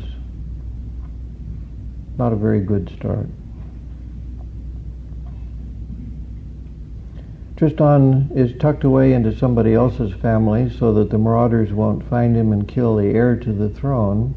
He grows up incognito, as so many heroes do. He grows up an extraordinary lad, sings so well, he's such a noble creature, because he is indeed the king of a son and the grandson of the king of Cornwall. No, not grandson, nephew. He goes wandering around, finally makes his way to Cornwall. His feet somehow take him there. And he sings so finely that he's taken to court and wonderful things happen, and finally he finds out who he is. He finds out that the boy disappeared just that many years ago, and it is indeed he, a little bit like King Arthur finding out who he is. He's at home, he's fine, he's young, he's strong, he sings well. A terrible thing has been going on in Cornwall. The Irish monster, the moorholt, comes once every several years and is so strong that it can exact tribute from the kingdom of Cornwall and takes its best maidens and its best youths back to Ireland as tribute. Nobody can stop the moorholt. Well, Tristan fights the moorholt and kills it, but is almost killed himself in the process. Please go read all the details of this myth, because it's such a good one and it tells you so much. And if you don't find yourself in this, in your own history, in your own youth and the ups and the downs, you're indeed a wooden head.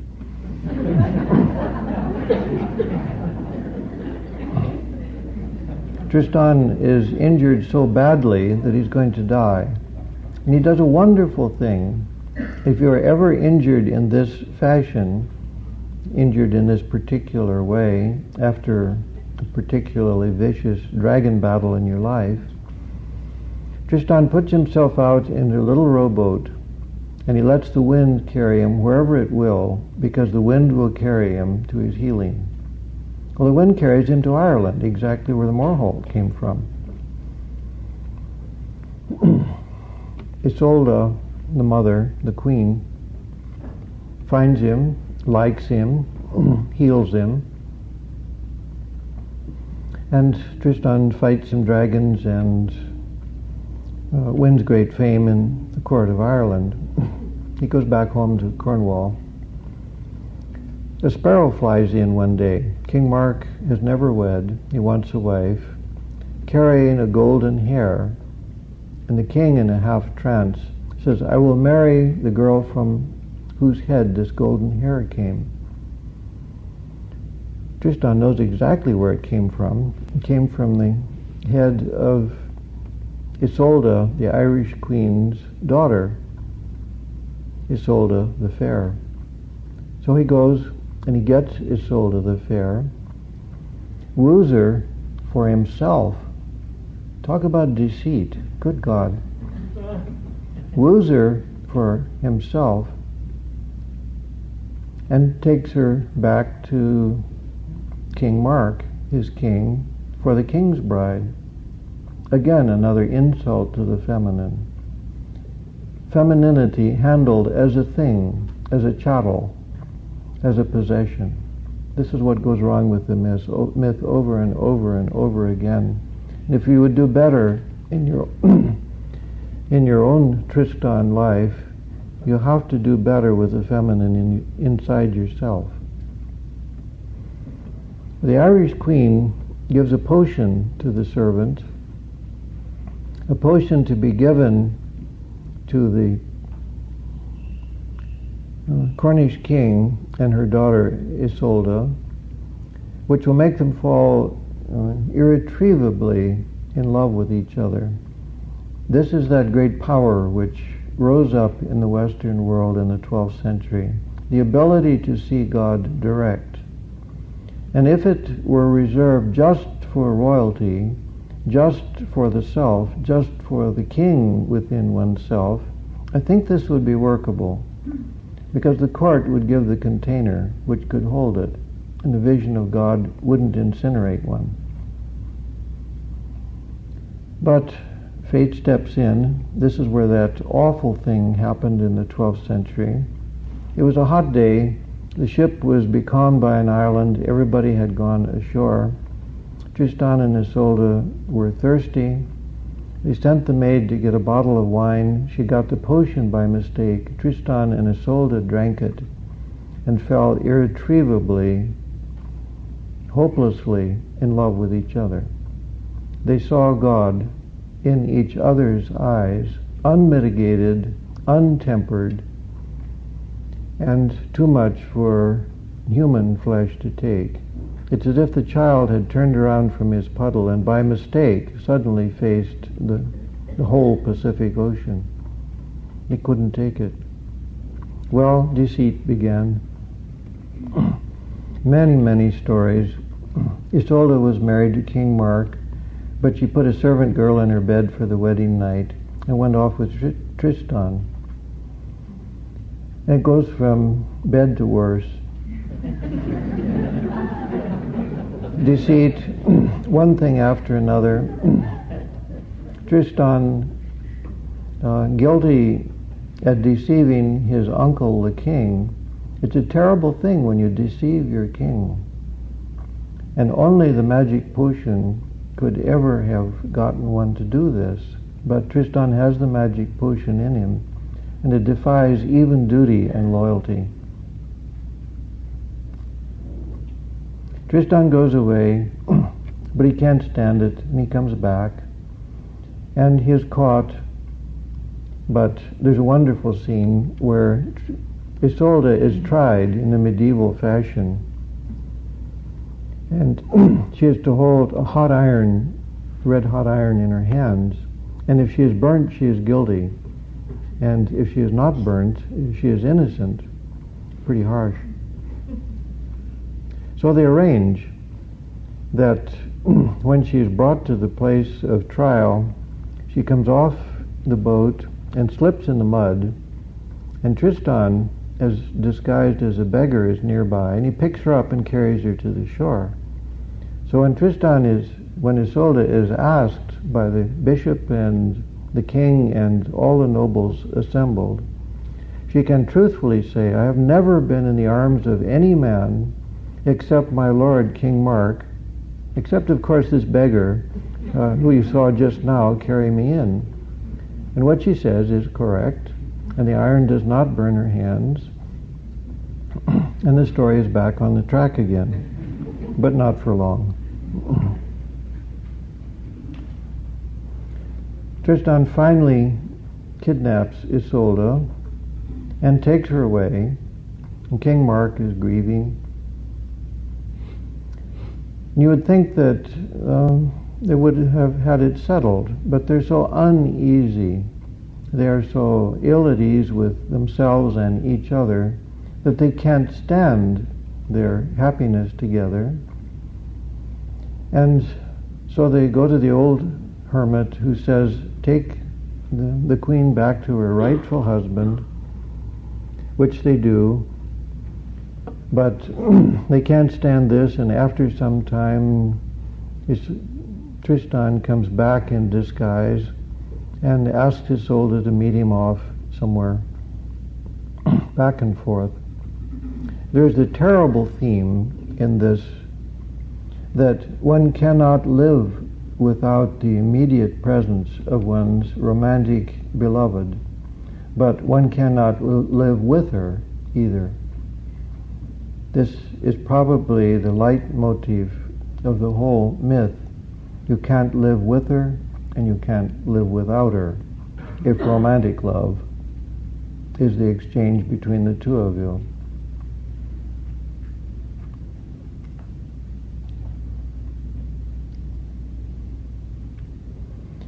Tristan goes off and tries to live an ordinary life, but once you've been half blinded by a vision of God direct, the puddle dimension doesn't do much for you anymore. One gets restless with it. Tristan makes friends with Gertrud. They make a brotherly relationship. And Gertrud finally convinces Tristan to marry his sister, who by chance is named Isolde of the White Hand. They marry, and it's an ordinary marriage. It's a man and a woman who marry each other. And it's contained and it's human size, bite size, puddle size. And suddenly Tristan can't stand it. He won't consummate the marriage, and he goes off immediately, infuriating Isolde of the White Hand.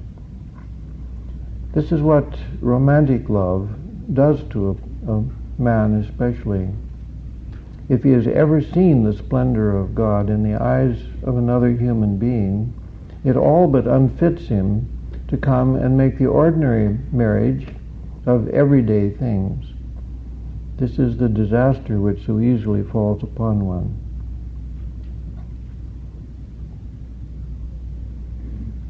Tristan behaves abominably. He goes off, hurts Isolde of the White Hand just terribly. Again, a betrayal of femininity. He gets himself wounded somewhere. He's also alienated Gertrud totally, because Gertrud is angry at what Tristan has done to his sister.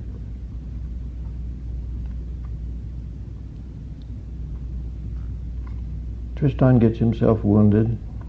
It's a favorite thing to do if you're on the backlash like that, is to go out and get into some disaster of some kind. Everybody knows that if you've whipped up a disaster inside yourself, you'll get one going outside pretty quickly. Tristan is about to die from his wound again, another kind of Morholt-like wound, one of these heroic things that men get themselves into. And he knows that only Isolde the Fair can heal him. So he sends a message with a ring to Isolde the Fair and asks her to come to bring the healing. She is the Irish princess and she knows healing. She's half witch. He instructs her that when she comes, if she is on the ship which returns, a white flag is to be flown from the masthead. And he instructs the sailors, if they don't bring Isolde back, to put a black flag on the masthead. Isolde of the White Hand hears this, and when the ship comes back with Isolde the Fair on board and a white flag from the masthead, Isolde of the White Hand, quite understandably and quite humanly, comes in and announces to Tristan that a ship is approaching and it has a black flag at the mast. It actually had a white flag. Tristan then has the information that Isolde is not coming. He rolls over and groans and dies of despair. And Isolde the Fair comes ashore a half an hour later, finds out that her beloved is dead, and she lays herself on his body and expires of grief herself. And that's the end of the myth. You'll recognize the theme. Romeo and Juliet is built on exactly the same theme. And periodically a movie turns up on this. There was one some years ago, West Side Story, which is precisely the same. another one, Elvira Madigan, some years ago. Just this. Young people, starstruck, they have seen something bigger than mortal human can take. And it seems that nothing but death is any answer for them. A terrible solution. All right. Romantic love, which consists of seeing the divine in a human carrier, is endemic in our culture.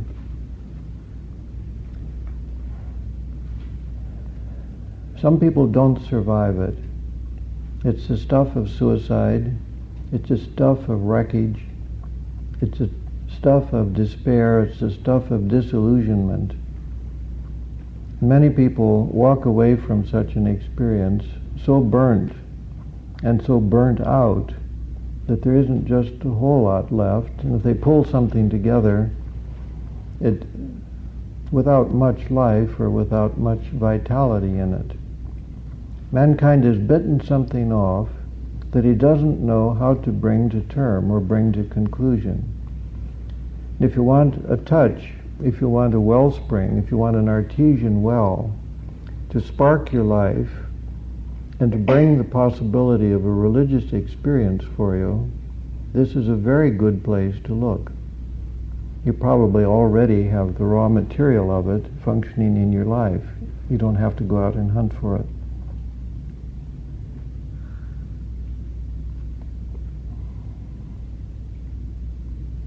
The myth is total disaster, which is rare with myths. Mostly they show the hard way and the struggle, and finally the hero finding a way through and coming out to a heroic triumph. This myth is stark, and it doesn't speak very well for this faculty in our modern world. Judging from the literature and the novels and the things that people carry home from bookshops and libraries in general, it is the greatest theme, and thus one can say the greatest sum of energy which courses in the veins of 20th century Western man. What can one do better with this? I know a Hindu story, and if we had lots and lots of time, we would proceed on the Hindu story. It's the story of the transposed heads. And it's a woman's Tristan and Isolde with a solution that wouldn't occur to a Westerner. A young woman falls in love with two men, and the story goes and goes and goes and goes.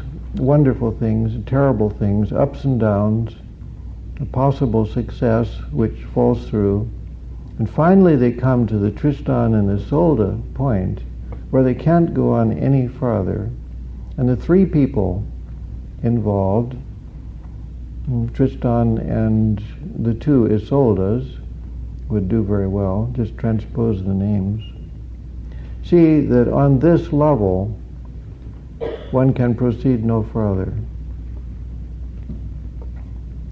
So the woman instructs the muscular of the two men, go and gather the wood for a funeral pyre for three.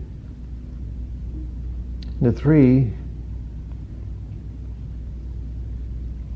climb onto the funeral pyre with great dignity, and the youngest, the son of this marriage which has grown so complicated, lights the funeral pyre, and so devoted are the three people that not a sound escapes their lips. 24 hours later, the ashes are swept into the Ganges River. A monument is raised to them. The young son, who takes on the characteristics of both of the men that the mother was concerned with, he has the best of both of them, grows up and gives promise of the synthesis that the parents had never found themselves able to make. That's the only solution, mythologically, that I've ever found for this dilemma. If you find yourself in the midst of the immensely powerful, compelling dynamics of romantic love, that is, if you've fallen in love with somebody, the funeral pyre is the answer.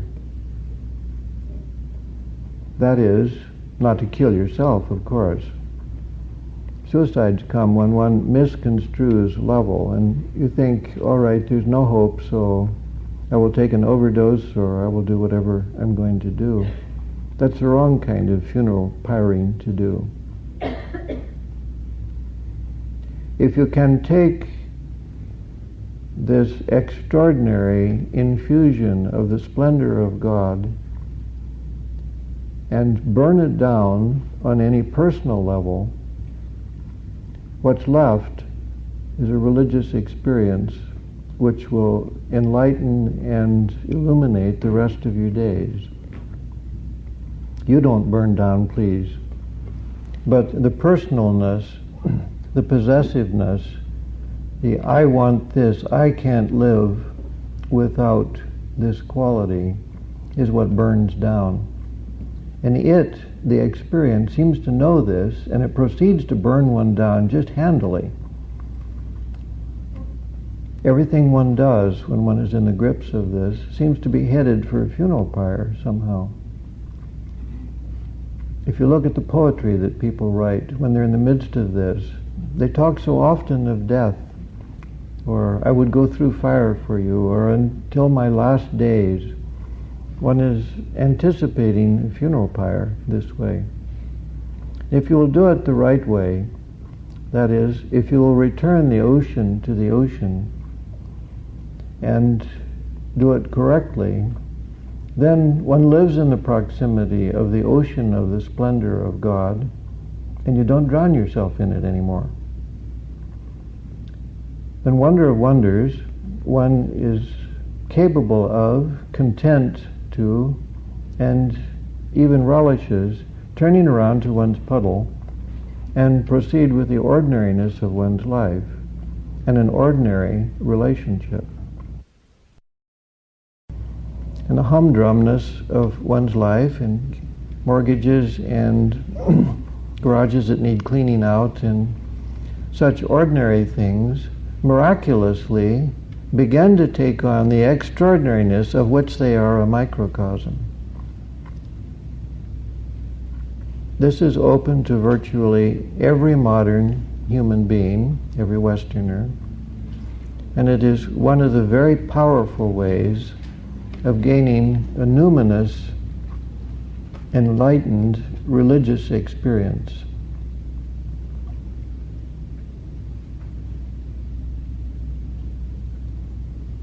Our culture doesn't help a bit, because the whole Reader's Digest kind of mentality and the Southern California syndrome, which is rapidly overtaking our whole cultural system, says, well, if something's worn out and you're tired of puddling around, go out and swing. Go elope with your new mistress and save her life to its depths. Well, that's what Tristan and Isolde did, and that's what crashed them. And it doesn't work. One doesn't get a scrap of aid out of our culture for the funeral pyre solution, which, like Cordelia in King Lear, Shakespeare's, says, love and be silent.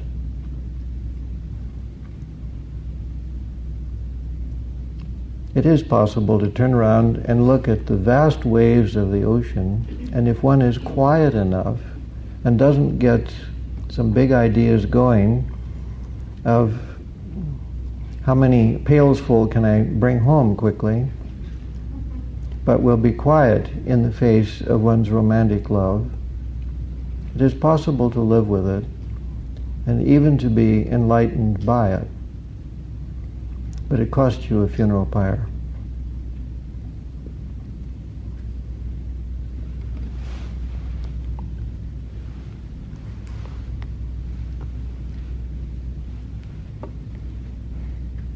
So that's enough of theorizing, that's enough of talking about this.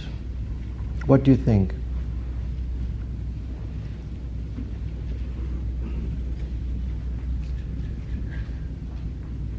I think that's very good. You're a brave man. So what I hear you saying, Robert, is that that the way out of the bind of romantic love, and to let it become a place of containment that's humble enough to bear something of the divine, is some sort of death to the ego. Yes. Some sort of death. Yes. There must some sort of conversion that is real and that is able to settle for the extraordinary in the ordinary, and find a way to love and be silent. And also, as you said, to be worthy of love by this death to the false self and a life to the other, which is certainly the answer that Jesus would give in terms of being a man for others and being other-directed. Yes. So, yeah, it makes great sense. Thank you. I feel more pessimistic about that in the immediate future, because when you watch television and you read novels and you see that the thing that's being said is, well, if you have children and they suffer, forget it. You just think once in your life and you have to go with it. And you just step on the faces of anybody who gets in the way and you go with it, and that's a virtue. And that's still being preached a lot. And I don't think we have an image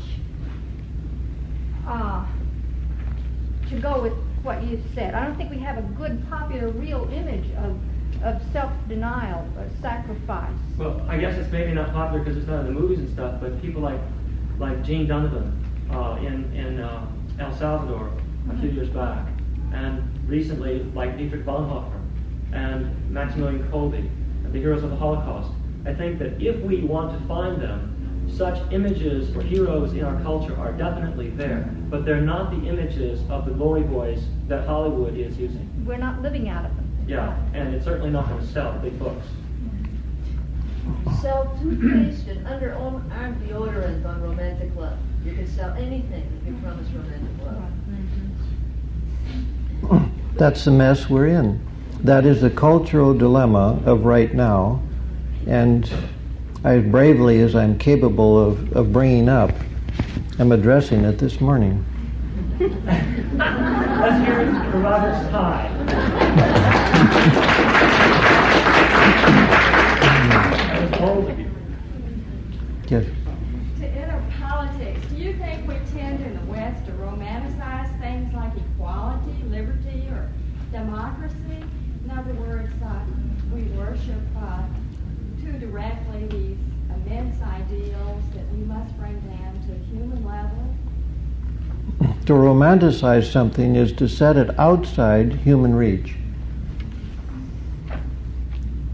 And that's a definition of worship. So it's a good thing, but please know what you're doing. And don't try then and immediately reach out for it, because you can't, or you'll make Tristan and Isolde a tragedy in your life.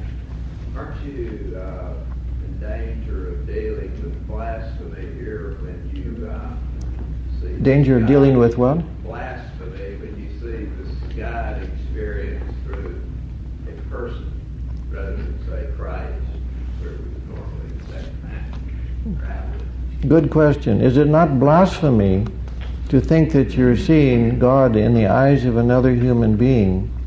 If you do it wrongly, it certainly is. If you do it rightly, which is an awesome and profound experience, I think it is legitimate. In India, it is a custom that you can go to another human being, maybe just pick somebody off the street, or go to anybody, young, old, man or woman, high or low, and ask that person if he or she will be the incarnation of God for you. If that person agrees, and everybody knows this possibility, then you will treat that person as an incarnation of God, but you never do anything else. You don't make friends, you don't court, you don't chatter, you only worship. So I think with the safeguards And with great, great caution, I think it is possible. But all this is a little bit academic because it's what we're doing, whether it's blasphemy or not. And it can turn into a most profound experience for one if you do it right. Yes? Robert, it sounds to me as if you're saying from the Hindu myth that somehow within the container of ordinary love or marriage or conventional love, we have to make room for this other experience of love in order somehow to sympathize. Is that part of what you're saying, or? I wasn't saying that, but I agree with what you're saying. When one has done the funeral pyre, willingly or unwillingly, and you're back to your puddle again, one often has the wonderful experience that there's some of that spark too. Maybe not so big, not so overwhelming, not so just engulfing, but it's there. And I find genius in the myth that the two women concerned are both called Isolde. One is Isolde the Fair and the other is the Isolde of the White Hand. And I think they're probably the same Isolde. The Persian language has more than 80 words for love.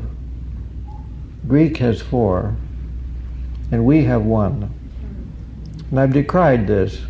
Wait a minute, please. We've decried this, or I have. But then I turned it around the other way. Maybe there is only one love, whether it's a Pacific Ocean or a puddle.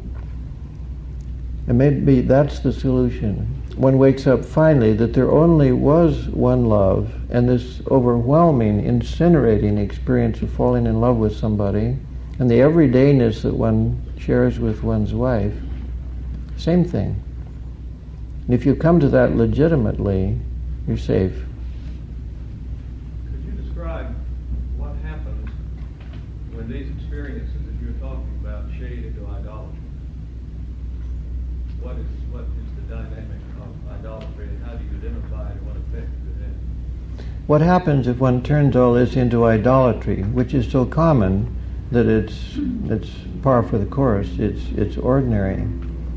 One starts worshiping that person instead of worshiping the splendor of God which came sparking through her eyes.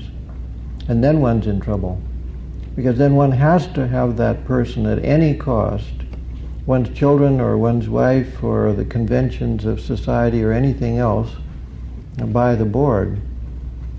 If one can understand, and my language is going inadequate and too thin for this, if one can understand that one is seeing the splendor of God through another human being, then it is saved from idolatry and one is safe. The Indian greeting, Namaste, means I greet the God within you. I honor you as God. India somehow escaped this. India doesn't know anything about romantic love. They have no conception of it until they start seeing Western movies, that is. Doesn't turning one's back to the ocean, turning towards the puddle, really imply falling out of love? Mm-hmm. My question is, can you will to fall out of love? And is that part of your formula here? If one has the correct information and chooses to, one can relegate the bigness of life to a big container and can address oneself to the puddle-sized experiences of life, which are attainable for a human being. And one can do this by an act of the will. Funeral pyres are ascended on purpose. Yes? Is this by any chance a shadow side of God? In other words, we can be swallowed by these large archetypes? Is this the shadow side of God? Can we be swallowed by these great archetypes? I doubt if God has a shadow, but I certainly do. And it can be a shadow side of me, which can get on the wrong side of that numinous, dynamic quality and be burnt by it. God can incinerate one.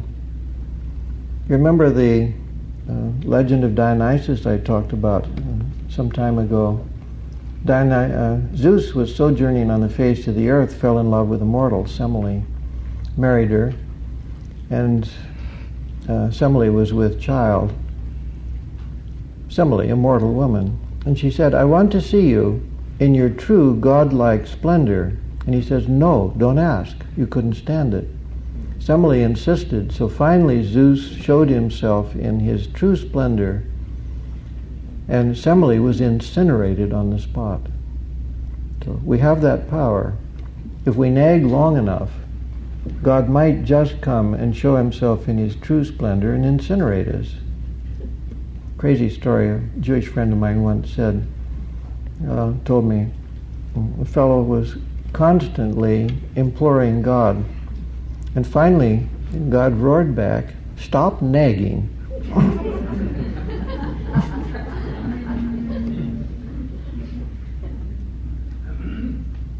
Your words just now about we have that power in nagging God, that he might finally come and reveal himself to us. Just played on my mind, especially in terms of how we've made a God out of our technology, and in terms of how we have nagged God by assuming and presuming upon his presence through our technological proficiency. Perhaps what we have done in the whole fireball of the nuclear blast is exactly to force God to reveal his raw power to us, and we cannot handle it. He just might, too. If you're lonely, if you're restless, if you've gone dry, if the artesian well is quit, every place you know isn't going anyplace else that's discernible to you, do exactly what Gertrud told you to do. Go find the puddle, and everybody's got his puddles, and make ceremony, and make something divine.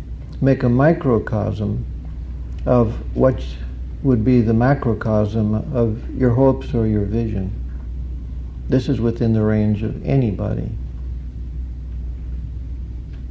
I wanted to ask if you relate this to the Tristan Isolde phenomena to the projection of the anima. Would you see that in those terms, or are you thinking of this in a different category? Yes, exactly as you say. That's another set of terms or language to discuss this, and it's worth taking 5 minutes to elaborate that now. Dr. Jung defined the anima, or the animus, as the intermediary between consciousness and the collective unconscious.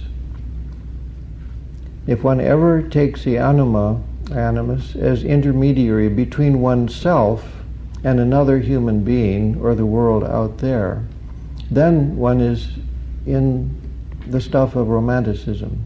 Because the animus and the anima are divine figures. They're not personal in size, they're archetypal in size. If one puts the anima on another human being, that's just another language for this Tristan and Isolde phenomenon. And no living flesh and blood woman could ever carry the anima for a man. And yet we perpetually ask people to do this. We make somebody into Isolde the Fair, which means we ask her to carry our anima, and the anima cannot be contained this way, and the person couldn't stand it if we did proceed with it. Women do the same with their animus toward a man. This is one of the terrible and great errors which began with the 12th century. That is, to ask a living flesh and blood human woman to carry the anima for the man. It doesn't work. Yes? Is that not an idolatry? Yes. It's exactly idolatry. Sir? Does the experience of the funeral pyre then become the lifting of projection? Somehow that seems like almost a trivialization of it. But could you comment on that? Yes, the funeral pyre is the lifting of the projection. And you know what happens if you fall in love with somebody you can't have? And you only fall in love with people you can't have. If you can have her, you're soon not in love with her anymore. So absence and impossibility and difficulty is part of romanticism. It's part of the protection which comes along with it. And you know what you do. You go out and you walk all night. And you're inconsolable and you can't eat. All right, that's funeral pyre. If you can do it consciously, you'll produce something of infinitely great beauty and durability. If you patch it together and get disillusioned and go off and try again, you only get burnt the wrong way over and over. Not so much the progression of modern people. Yes, it's cool language, but it's true. Lift the projection. But as Dr. von Franz says, one's projections are not like a dog that you whistle back home.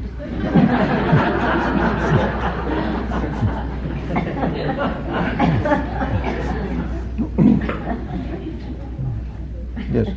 It seems to me that our Christian tradition does not have a vessel large enough to contain the power of this anima projection and the sexual impulses which inevitably accompany it.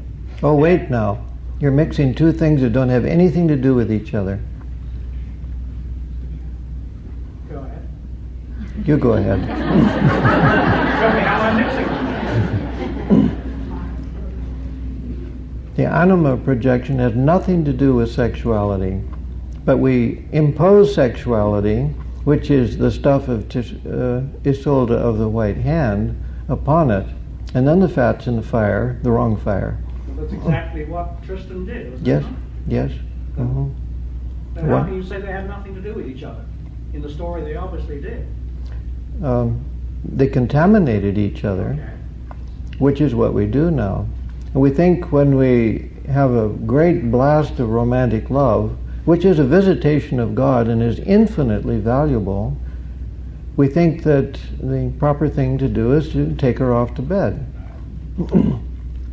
The Church knew better, because it instructs us to put the anima in outer manifestation on the Virgin Mary. And of course one never gets sexual with that image. The troubadours knew.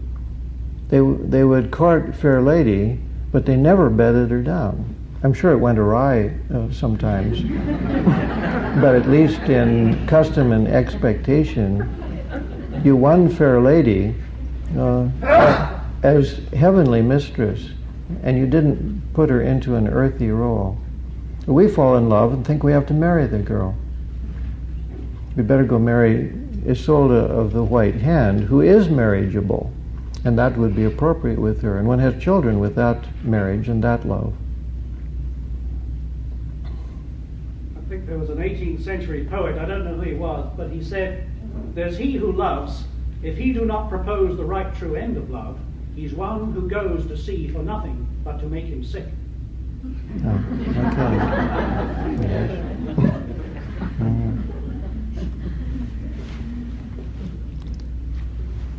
Okay, I've opened up an avenue to God, which is the purpose of my week with you. Your shadow, your romanticism, and now the most difficult of all, tomorrow.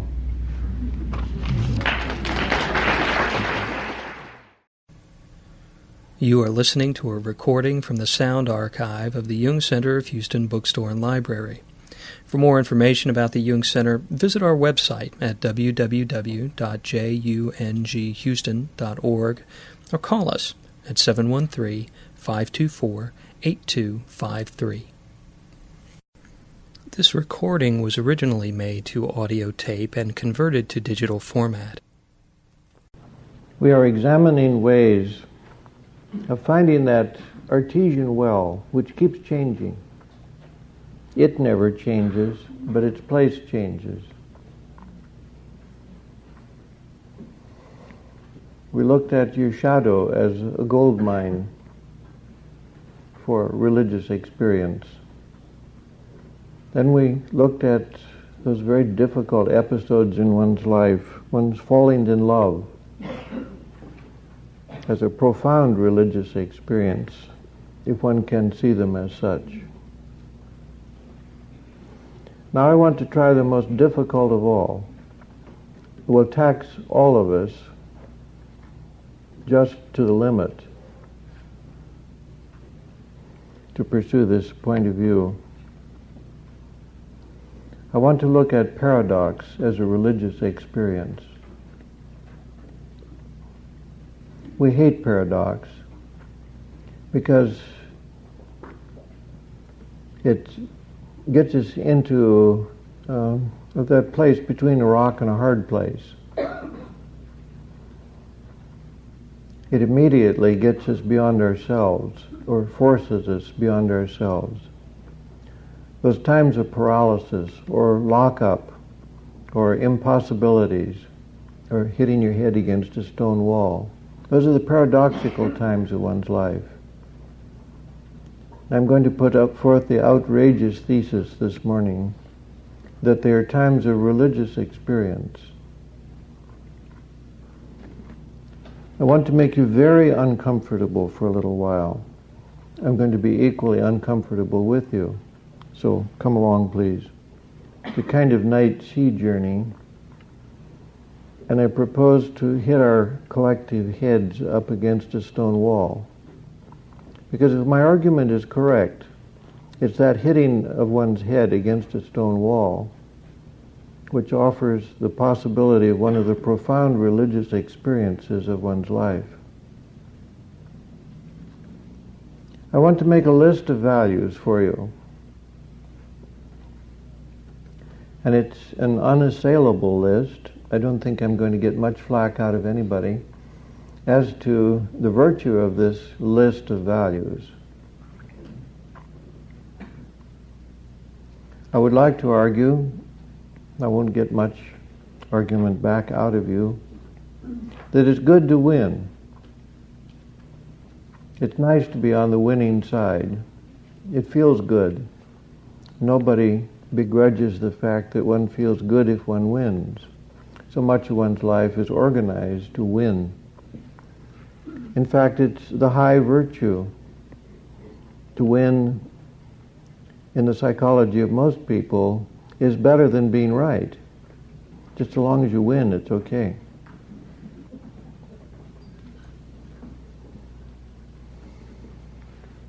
And to receive is good. You go to the mailbox in the morning to see what comes. And when there's a nice check in the mail, or it's payday, or income tax refund time, or whatever it is, and one receives something, this is excellent. Good, solid stuff. One's making some progress. One is affirmed, one is confirmed. It's good to receive. Income's excellent. Nobody doubts income. Good, solid stuff. How do you make your living? Where do you get your income? What gives you solidity? What do you anchor to? What do you tie to? What comes in? And everybody knows that it's good to eat. One feels fulfilled. How long till lunchtime? It's just one of the focal points of the day. One uses it as pivot point. Lunch gives structure in the day, and a bit of one goes from breakfast to lunch and waits until dinner. Action is good. Don't just sit there. Don't wait passively. Go do something. Take control of your life.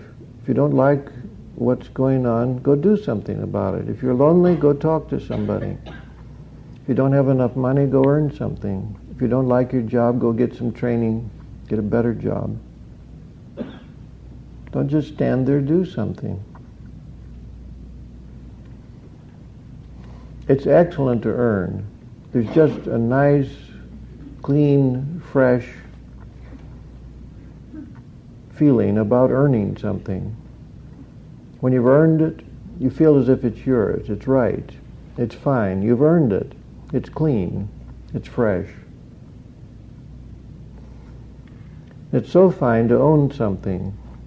You're lucky if you own your own house. You're not at the behest of a landlord then. You're settled. You're rooted. Things are good. You own it. I own my car. There's no mortgage on it. There's no bank loan on it. I own that car. Good feeling. Possessions are a sign of solidity. To possess is good. I, my little empire, the ties that I like, my ring that I enjoy so much, enjoy my car. I have my treasures at home. I keep a closet of treasures, and I bring them out and put them on the mantelpiece or the coffee table, and I change them, perhaps once a week or so. These are my things, these are my possessions. They're good. They're an extension of me. They're handles that I put out so that other people can relate to me. It's good to be busy. You know the proverb, the devil finds his place with idle hands. You get up in the morning, if you have the choice between moping around and feeling sorry for yourself, or go bake some bread or something. That's good. It's healthy. It's wholesome. It's good to be busy. It's good to work. Everybody knows that sex is good. It's relating, it's touching, it's folding oneself back into the body of mankind. It's transcending oneself. It's the ultimate of giving. It's good to be decisive. You know how terrible some mealy-mouthed soul is who won't tell you where he or she stands. And it's so rewarding to be in the presence of somebody who will be decisive. You ask him, are you going to the swamps? And he says, yes. Excellent. Or he says, no. All right, that's settled. This is good, clear stuff. Somebody said, well, I don't know. I'll let you know. It doesn't work very well. Freedom. Our whole way of life, our whole country, our Constitution, the American way of life is built on freedom. The freedom to choose, the freedom to ordain your own life, the freedom to make choices from all of the things that are possible, to live where you choose, live in the South, live in the North, move to California, buy a farm in Vermont. One is free. Nobody would argue that freedom is anything but a virtue. And choice, excellent. One admires and respects the person who has made some choices, and he is married or he is not married, or he has taken the profession that he chooses, or he has walked out on it and he has done something else. Choice is a hallmark of consciousness. It's a high virtue. Democracy? Who can challenge democracy? We go out and we wage wars around the world to save democracy, to teach democracy, to keep it safe, to make sure that it won't be snatched out of somebody else's hands. Power. We worship power. The man of power is the one who gets on the vestry or gets elected or is respected in the neighborhood. The man who wields power, the head of the bank or the lawyer or the doctor. These are the high people in our society. They're the power men. They wield power. We elect them to high positions. We respect them. We have a kind of hierarchy of people on the basis of power. You can't be around the Jungian world without having the word consciousness fairly driven into you. Consciousness is a high virtue. To be conscious, to be aware, to be awake, to be alert. Of course, high virtues. Clarity. Of course, it's so fine to find somebody who is clear. I heard it said of Winston Churchill once that he was a wonderful man to work with, because he was always clear. If you asked him his point of view on something, he would tell you absolutely and point blank, this is where I stand. He would make it clear. And if a week later his point of view proved to be wrong, he would hunt you up and say, I'm sorry, I was wrong. He was even clear in his wrongness when it turned out to be wrong. A wonderful quality. I love clear people. If I ask somebody a question, I respect and appreciate so much if somebody gives me a clear answer.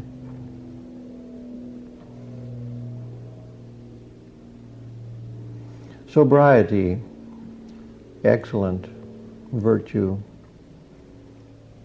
We ask of the people who are powerful in our society that they carry a quality of sobriety. No facetiousness, please. Directness, clarity, sobriety, responsibility. We also like people who are focused.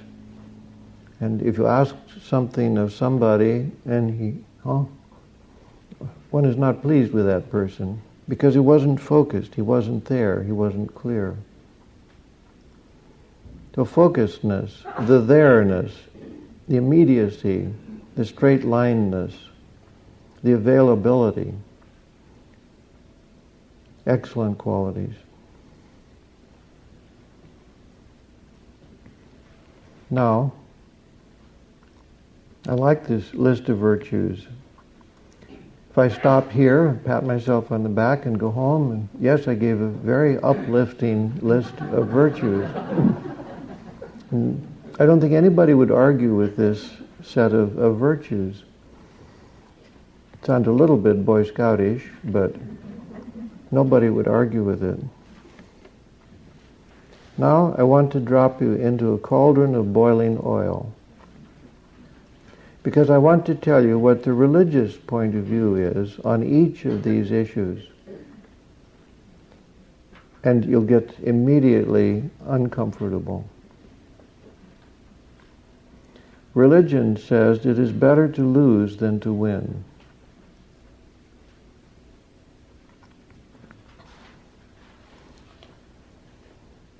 Religion says it is better to give than to receive.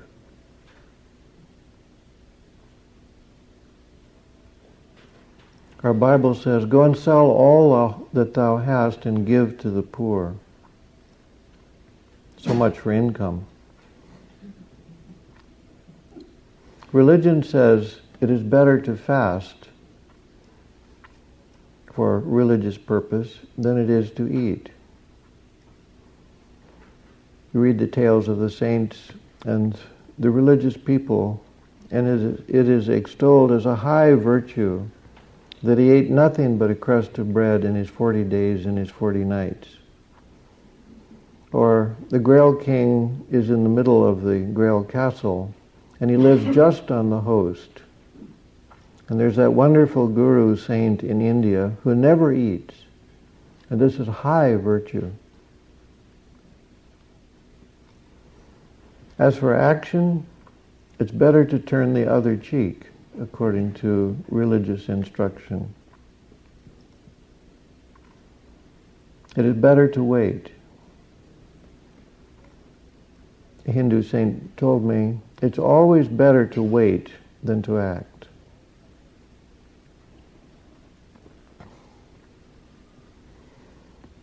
One of the early editions of Psychology Today had on the cover, don't just do something, stand there. And there followed an edition on Buddhism. Buddhism especially says, don't act, wait.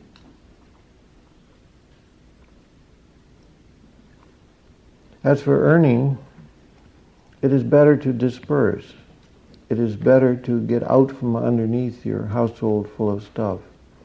And if you want to be a saint, if you want to be a monk, if you want to embark on a truly spiritual path, you get rid of that camel load of stuff which you carry around, that you might be free to the Spirit. As for ownership, early Christianity wouldn't have anything to do with it. Private ownership is anathema to the inner world, to the Spirit. Sell all that thou hast and give to the poor. As for possession, poverty is much better. Blessed are the poor.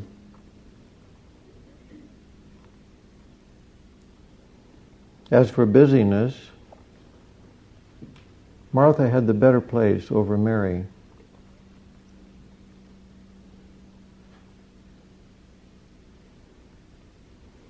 I was introduced once in a Hindu village in India where no white man had ever come before. Of course, in the native tongue, and I asked what they'd said about me. And somebody translated for me, and they said, the head man said, "We think Robert is a saint because he doesn't eat very much, he doesn't talk very much, and he doesn't do very much."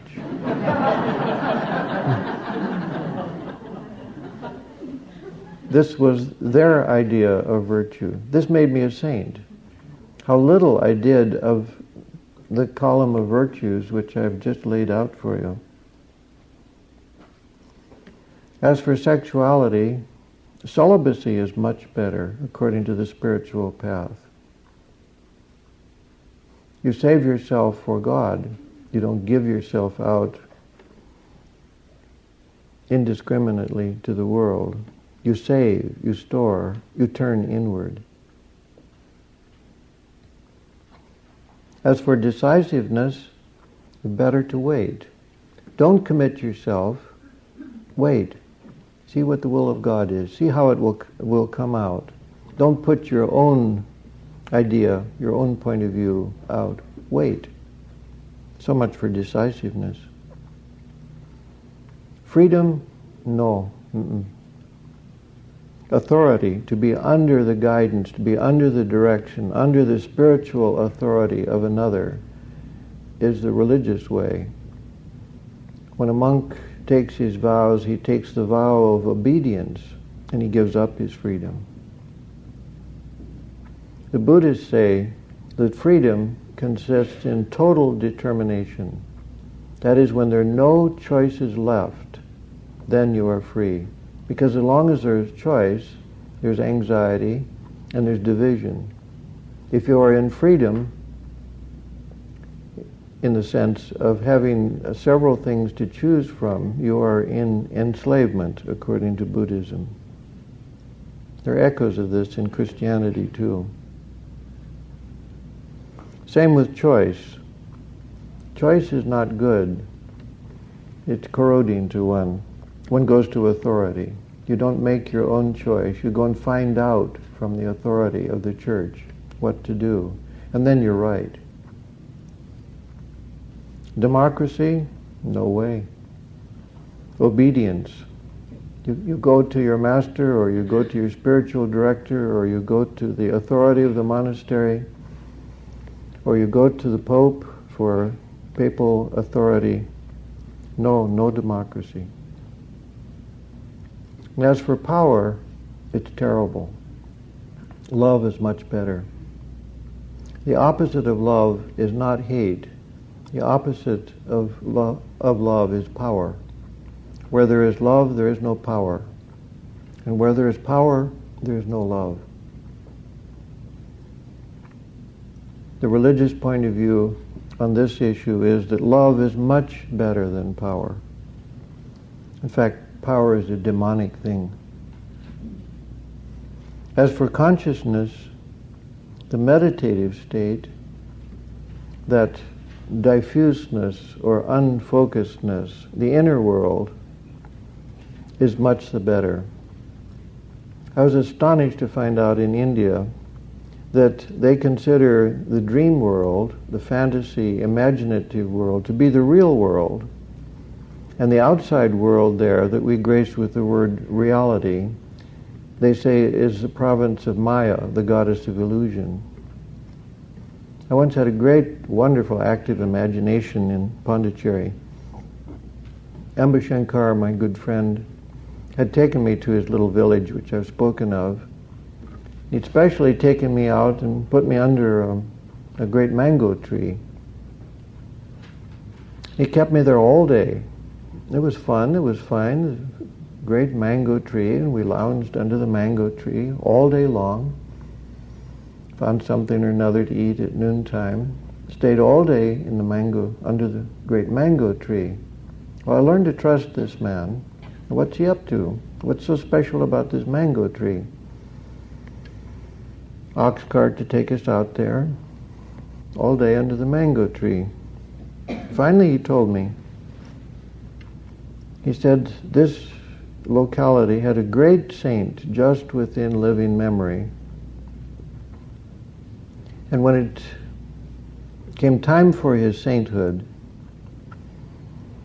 that terrible dark night just immediately preceding sainthood or enlightenment, that old man, middle-aged man, had come out and he'd sat under that mango tree.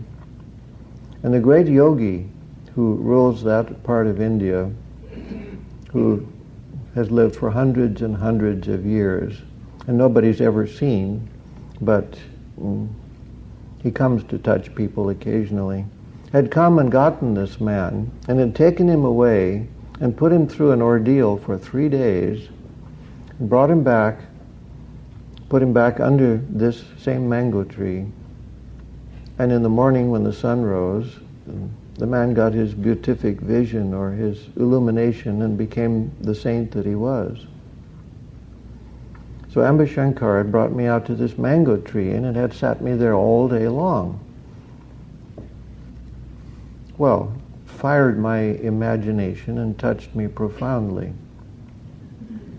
Well, later on, 1,000 miles away, in the city of Pondicherry, where I lived most of the time, I was doing my active imagination one morning. It all came bubbling, welling up in me. I'm going to do an active imagination, or it's going to do me. I'm going to sit under that great mango tree, and the great sage is going to come, and we'll see what happens. Well, it shook me to the core. The great sage took me off and put me through every ordeal which would shake me up. Conducted tour of the left-hand side of the teeter-totter for me. Brought me back, left me shaken. This active imagination took several days. A profound experience.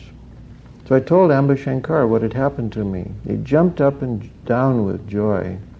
And he said, I knew the great sage would come and get you. That's what I took you to the mango tree for. I said, Amba, look, you haven't understood. This happened up in my room in International House in Pondicherry, 1,000 miles away from the mango tree. I'm talking about imagination. He said, it makes no difference. The great sage came and got you, and he took you away, just as I hoped he would. I said, Amba, get the wax out of your ears and please listen. I'm talking about what happened yesterday here in Pondicherry. And he says, Robert, it doesn't matter. The great sage came and got you. And then I understood that for an Indian, the imaginative experience is the real one. And the places you go on a train, and what we would call factual life, is the illusory Maya world. So much for consciousness and unconsciousness. They are reversed in India. When we are conscious and focused and reasonable and I'm here and you're there, they say we are indulging in Maya. And when I go off wool gathering and mooning in the swamp, that's what it was for, you must understand. That's reality to an Indian. An Indian doesn't like clarity. The religious life doesn't like that carefully worked out, schedule of the day kind of process. A certain flexibility or diffuseness is the religious point of view on this issue. I knew 2 gestures of my head. When I went to India, I had to learn the 3rd one, which meant just what it looks like. Yeah, I heard you, but I'm not committing to anything. It'd drive you crazy with that. Will you come for lunch tomorrow?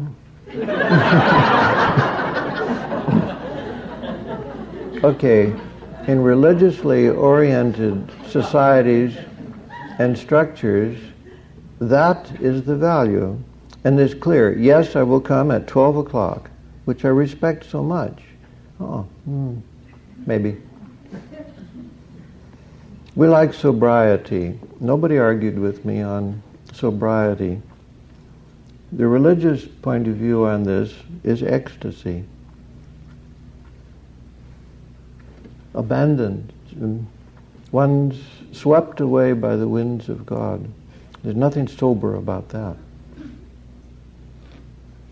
And the focusedness, the same thing. You won't see God if you're very carefully focused. Focusing is excellent to get your income tax done, to get to work on time, and to build a car.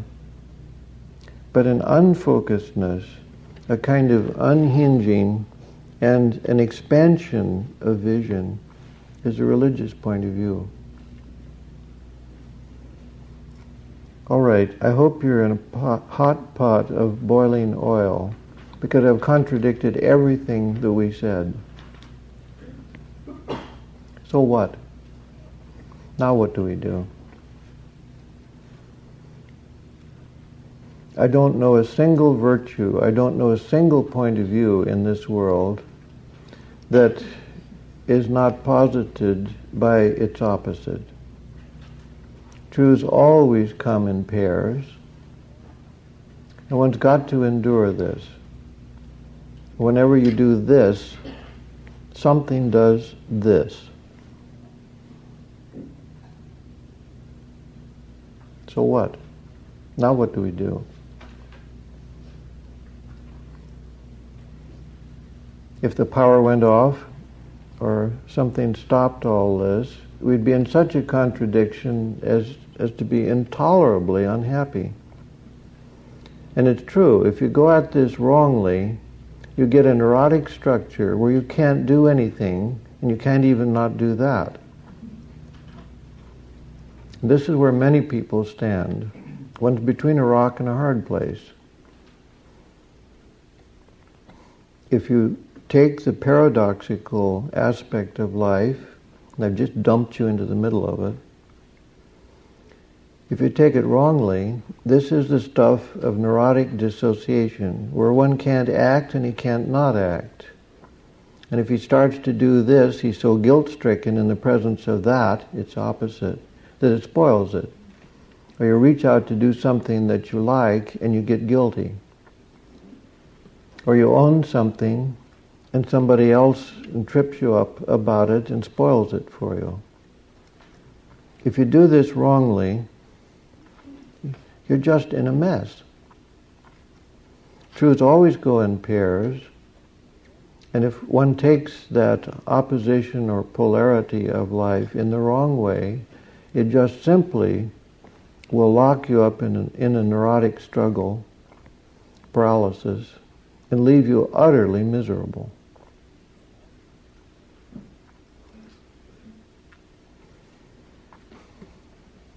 Did your high school math teacher ever trick you, for good reason, on the blackboard and put down a proof that 2 equals 3, and then say, all right, now what's wrong? Because 2 doesn't equal 3, but here's the proof.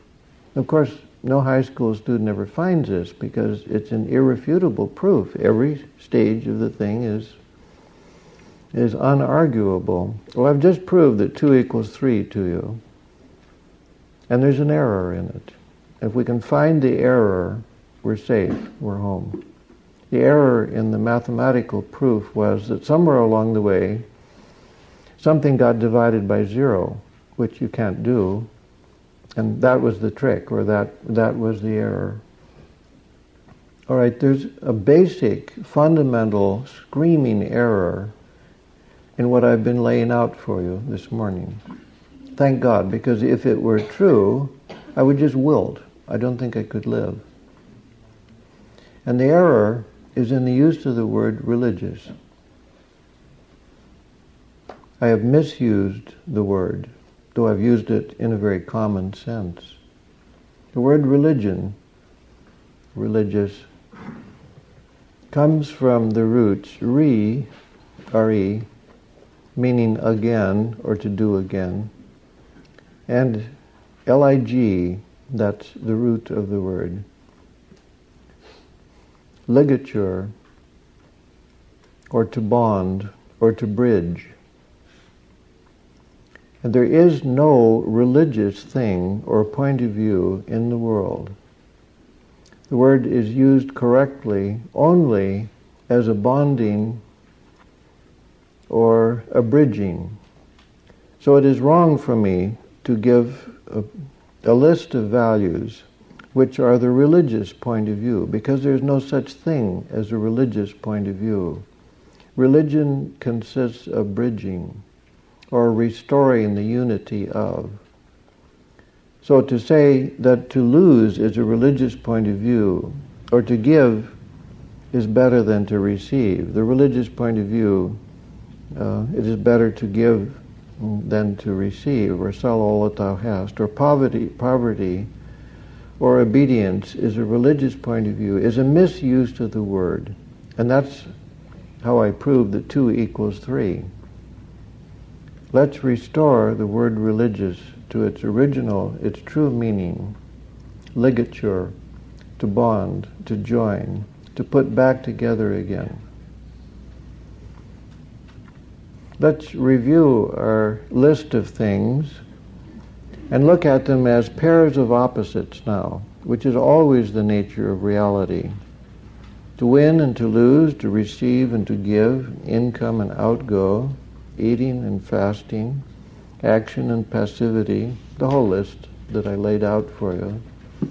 And let's not say that one of those is secular and the other is religious. It would be heresy to say that.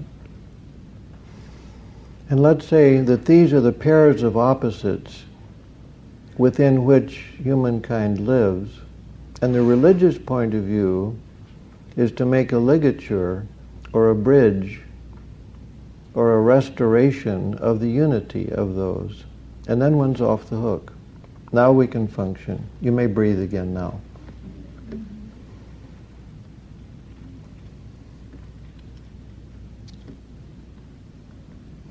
Power and love, a terrible pair of opposites, but they're both true, they're equally true, and you can't do without the 2 of them. If you adopt one and throw the other one out entirely, your ship will capsize. It just simply will go over. The teeter-totter wouldn't stay even. It would flip.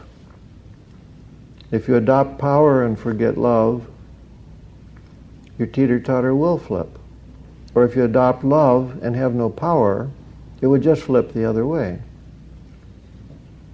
And flipping one way as opposed to the other is not a religious experience. L-I-G, ligature, to bond, to draw back together again, to find that which a pair of opposites bears in common. Now, to my argument, as simply as I can put it this morning, it's precisely in the contradictions and the paradoxes of your life when you come a cropper against a pair of opposites like this, and duty says this, but your heart says that, and you're torn between the 2 of them. This is a religious experience. It's immediate, it's present, it visits everybody, It's free.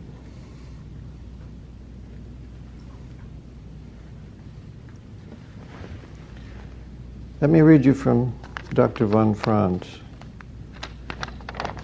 that wonderful, clear, fine, direct mind of hers. She's talking precisely on this subject.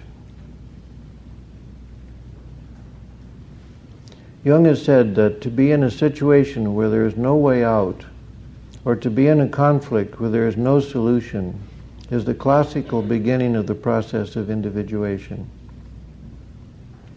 It is meant to be a situation without solution. The unconscious wants the hopeless conflict in order to put ego consciousness up against the wall, so that the man has to realize that whatever he does is wrong. Whatever way he decides will be wrong. This is meant to knock out the superiority of the ego, which always acts from the illusion that it has the responsibility of decision. Naturally, if a man says, "Oh well, then I shall just let everything go and make no decisions, but just protract and wriggle out of everything," the whole thing is equally wrong, for then naturally nothing happens. But if he is ethical enough to suffer to the core of his personality, then generally, because of the insolubility of the conscious situation, the self manifests. In religious language, you would say that the situation without issue is meant to force a man to rely on an act of God. In psychological language, the situation without issue, which the anima arranges with great skill in a man's life, is meant to drive him into a condition in which he is capable of experiencing the self. When thinking of the anima as the sole guide, we are apt to think of Beatrice leading Dante up to paradise. But we should not forget that he experienced that only after he had gone through hell. Normally, the anima does not take a man by the hand and lead him right up to paradise. She puts him first into a hot cauldron where he is nicely roasted for a while. Terrible. Don't want it, I won't buy it. But it's true. The religious experience lies exactly at that point of insolubility, where the ego can't proceed any farther. Then one finds the true religious moment, ligature, that which pulls one back together or binds the pairs of opposite which have torn irrevocably, irretrievably apart.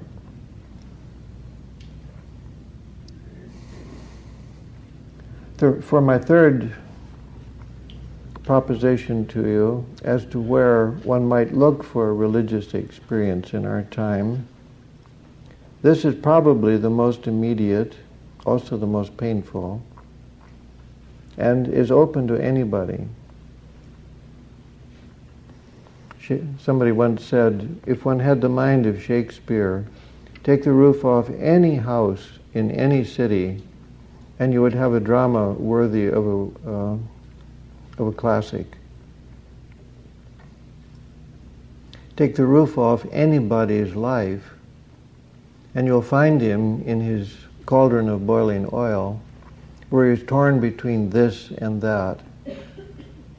And it is precisely there that a vision bigger than his own personal life lies waiting for him and is open to him. I sometimes toy, half jokingly, with the idea of forming a new psychological system and get a dancing kind of title for it. And I think I would like to call this system the can of worms psychology. Go find your can of worms, because that's the holy place. Who hasn't fallen in love with somebody someplace where you shouldn't and is tortured by it? Or who's not ill at ease in his job? Or who is not on a diet, or who is not torn between, shall I get busy and get that mess cleaned up, or can I goof off this afternoon and go fishing? Or find your own, whatever it is. There is the most immediate entree and gate to the religious experience that I have any conception of. Somebody comes to the consulting room at terrible agony and embarrassment and squirming. They lay out their collision or their fright or their anguish or whatever it is that they come with.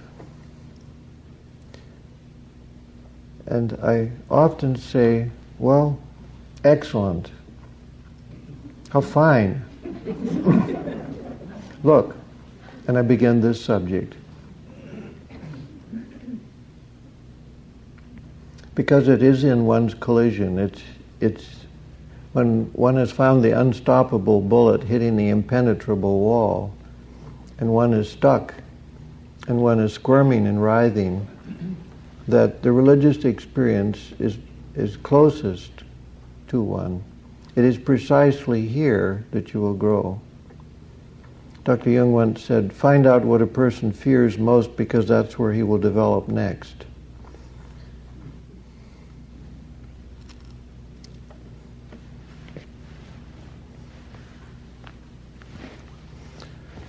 What to do?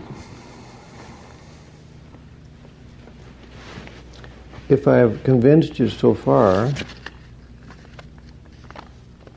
if this seems plausible to you, a terrible kind of scrambling question, all right, what do I do about this? Suppose I am in my boiling oil. Suppose that you're right. Yes, pairs of opposites hammer me. Dr. Jung once said the ego is fashioned between the hammer and the anvil. Suppose. All right.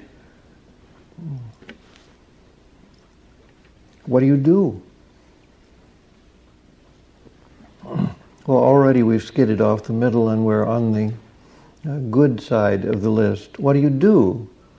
Well, you don't do anything. But that's only to skid over on the other side of the list, and that's no better.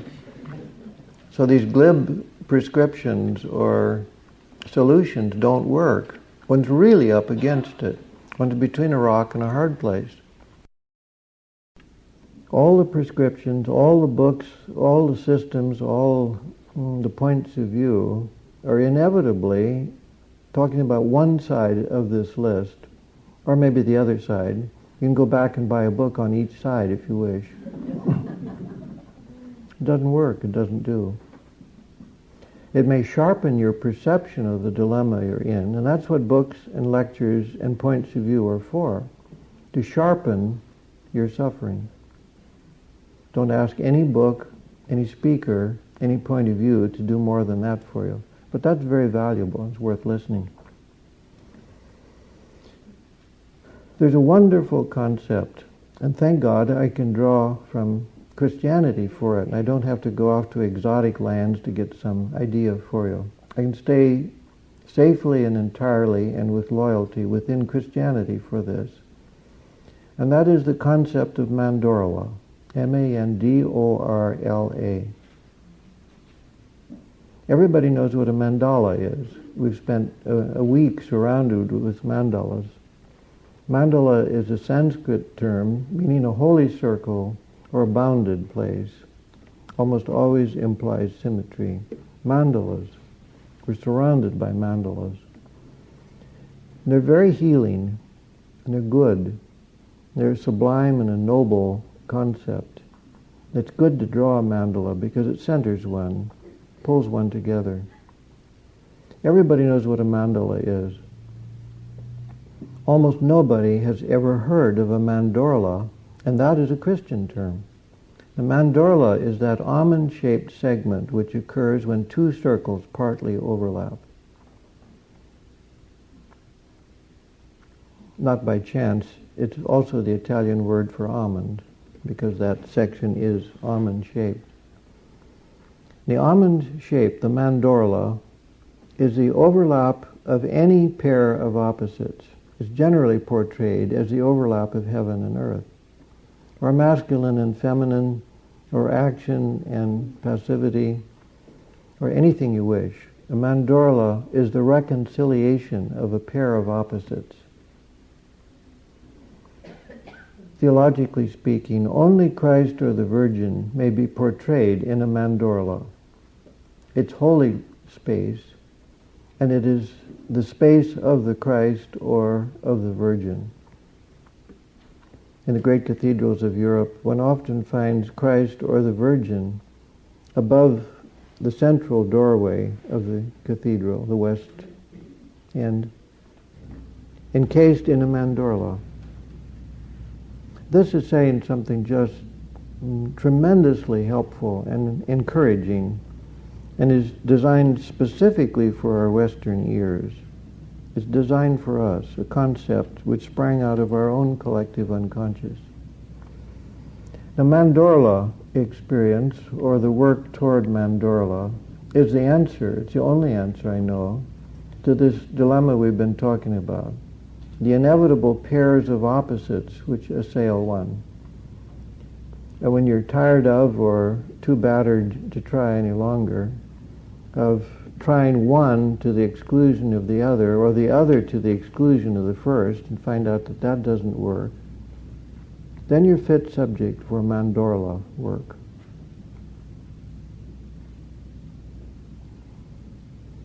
Mandorla takes a pair of opposites, two circles, and begins to overlap them. Most mandorla experiences are just a little sliver. The overlap isn't very much. But it doesn't matter how much the overlap is, because it's holy ground. It is the synthesis. It is religion in its most profound sense, because it is the ligature. It draws together, it binds together again that which was torn asunder.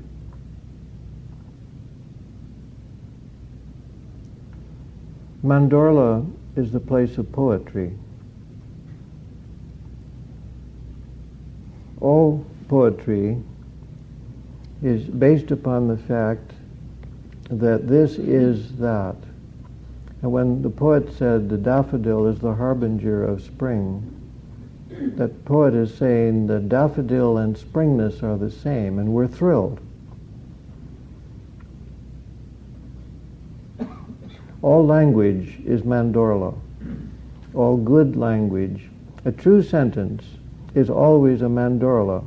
I think that's why we like to talk so much, because talking is so healing, if you talk right.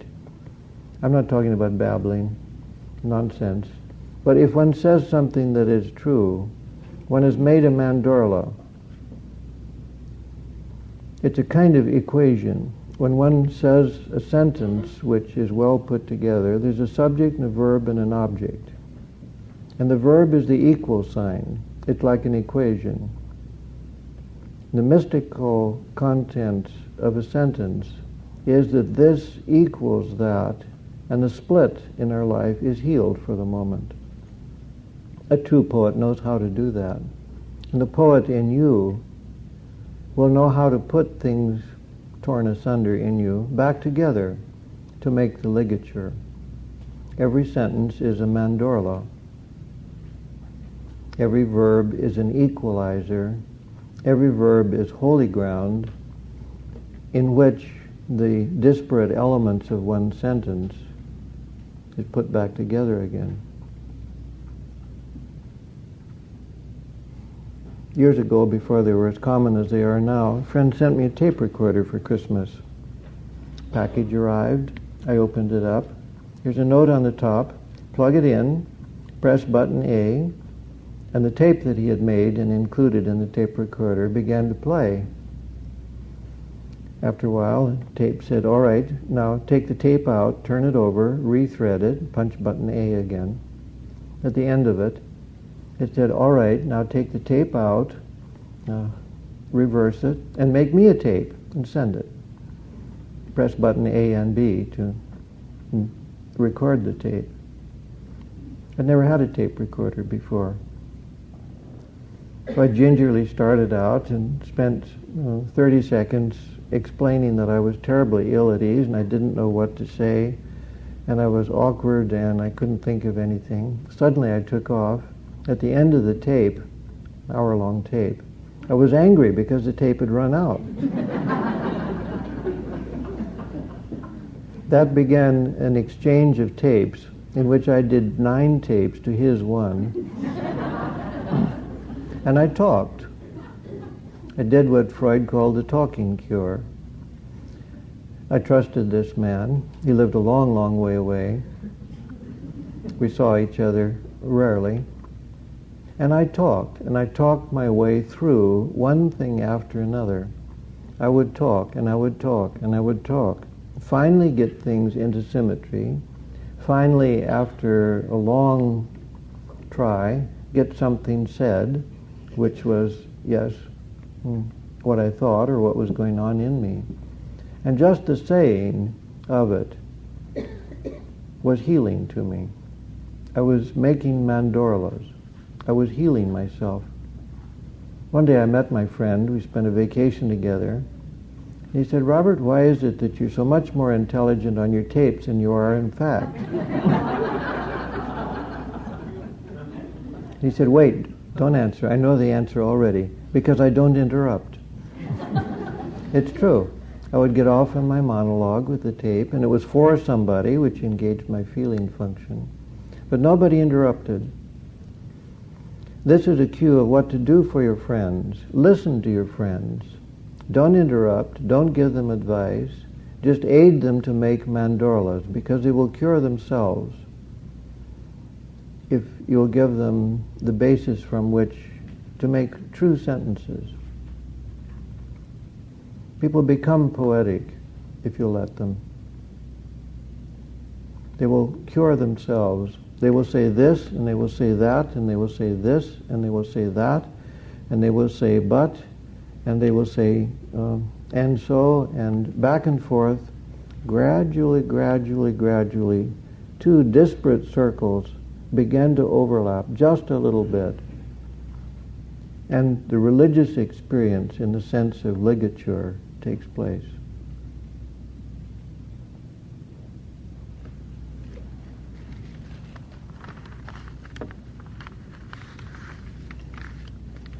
Mandorla is the place of poetry.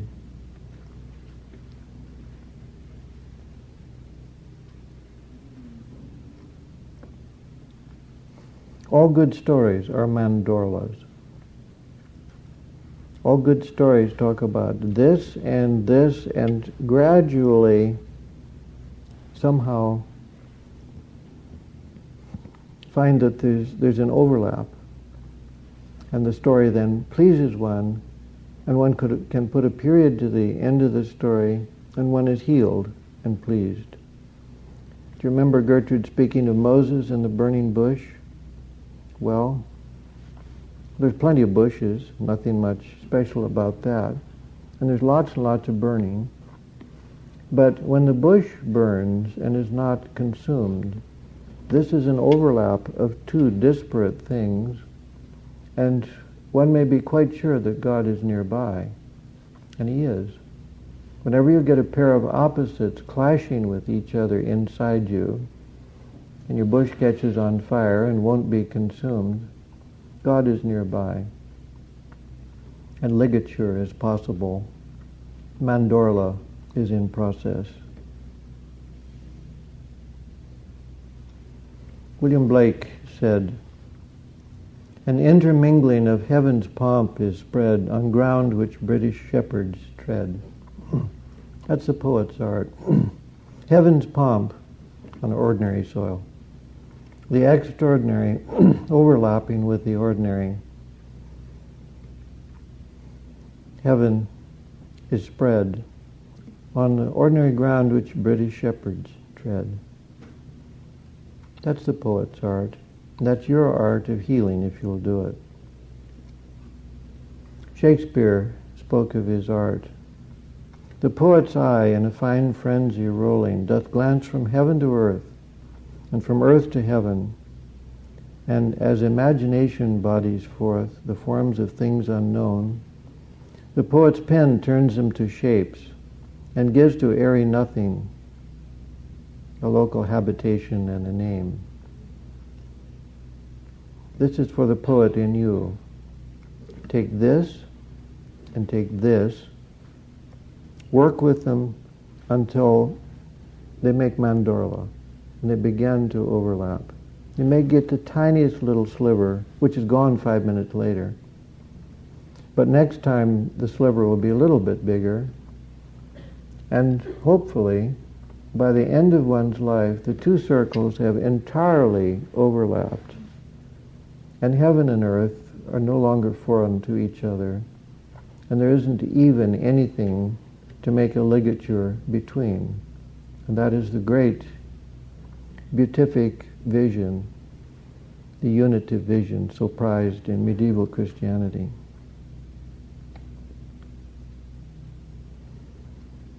In the I Ching, sign number 61, the second line says, if a wise man abides in his room, his thoughts are heard for more than 1,000 miles. If one makes a mandorla inside oneself, a totally private experience, the effects of it are heard for 1,000 miles. If you find somebody who's a particularly peaceful person, or seems to have a kind of presence around him, it's probably because he's done his mandorla work, and it has effect everywhere for 1,000 miles. If you want to do something, be something. If a wise man sits in his room, it might affect Libya. People ask Dr. Jung, will we make it? Meaning, will we survive this catastrophic 20th century? And he always answered, if enough people will do their inner work. That inner place, that place of synthesis, that place of mandorla, that place of overlap, the work of the soul, is the true work, and it's the one thing that would pull you, me, and us through.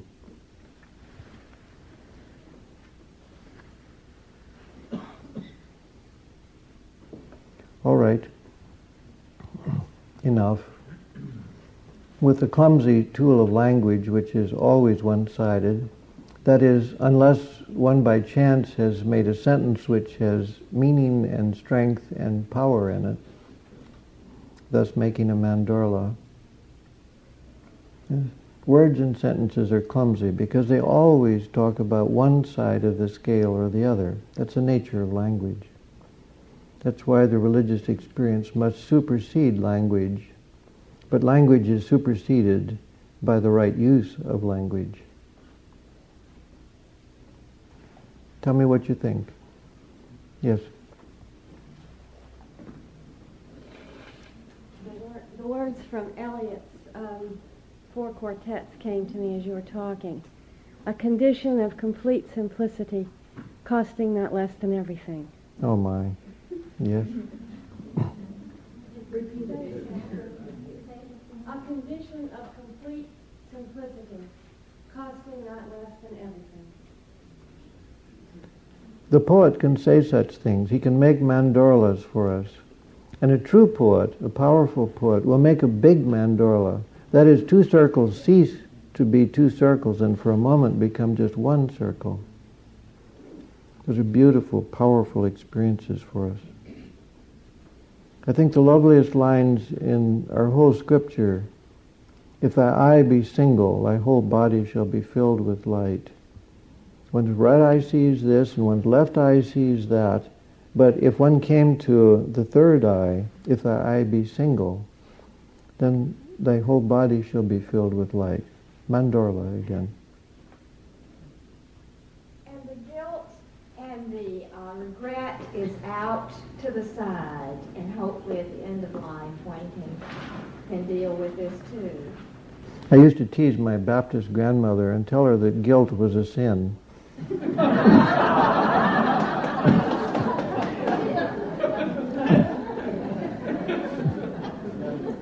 It made her so angry because her life was built on guilt. She wasn't doing her duty to Lord Jesus unless she was guilty and wringing her hands. Even as a child, I knew this was not right. Guilt is a total waste of time. Go to work, don't be guilty. Guilt doesn't just go to the sides. Guilt is dispelled as a total waste of time and is generally, in most people, a high indulgence. That's what hit my grandmother so much. She couldn't indulge in guilt anymore. How are you going to live then? Yes, Mandorla has no place for remorse or for guilt. Can you conceive of such a condition? I think it's interesting, and I don't know that most of us realize that the fish symbol for Christ is a mandorla. Yes. And the bishop's mitre is a mandorla. It's a fish's head. You begin to look around, mandorlas still turn up in church architecture. People don't notice much. And the fish itself, that stylized fish, which is like this. Well, go find the mandorlas in your own life. You're in for some astonishments.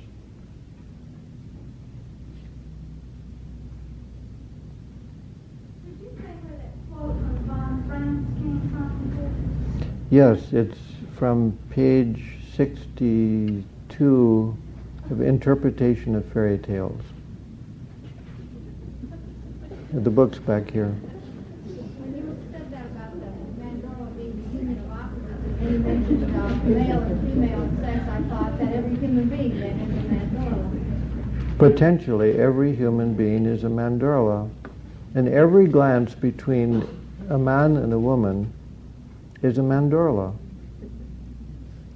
That's the container which is greater than and supersedes the maleness or the femaleness.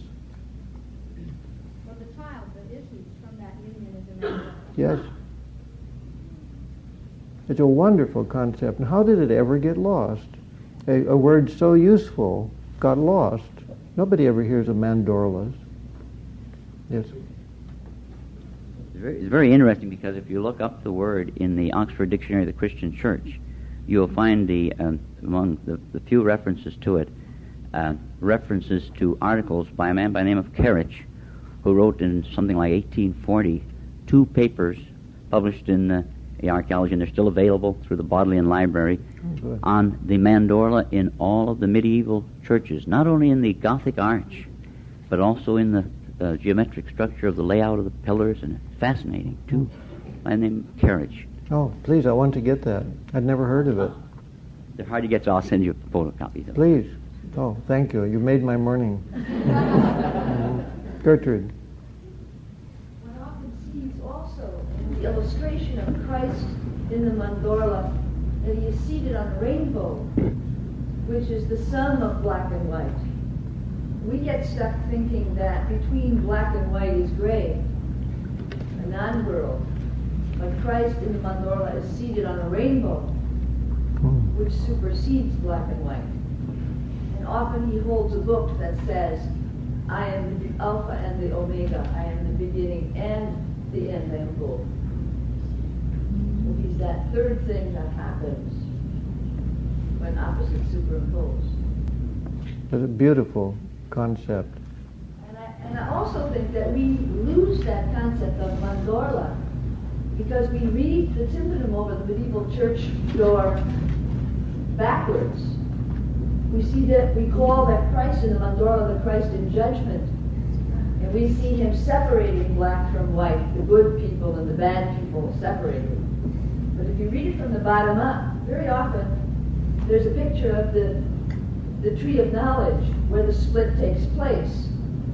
Adam and Eve and the fruit of knowledge. And then the split goes this way. And then finally you see all things unified in Christ by reading from the bottom to the top. He doesn't cause the split. We caused it down here. In alchemy, one goes through various stages. The principal ones being the negredo, the blackness, depression, despair, one side of the list. And then one goes to the albedo, the whiteness, in which one's likely to get a good-sized inflation and think he's got the enlightenment because he's got the light side of everything. But you can't stop there. You have to go on, and it finally comes to the pavanas, the peacock's tail, a kind of rainbow-like thing in which everything is, and all the colors make pattern. Not the grayness, as Gertrud says, but the colorfulness of it. So a true mandorla is not kind of canceling out neutral land. It's the place of rainbow. It's the place of the peacock's tail.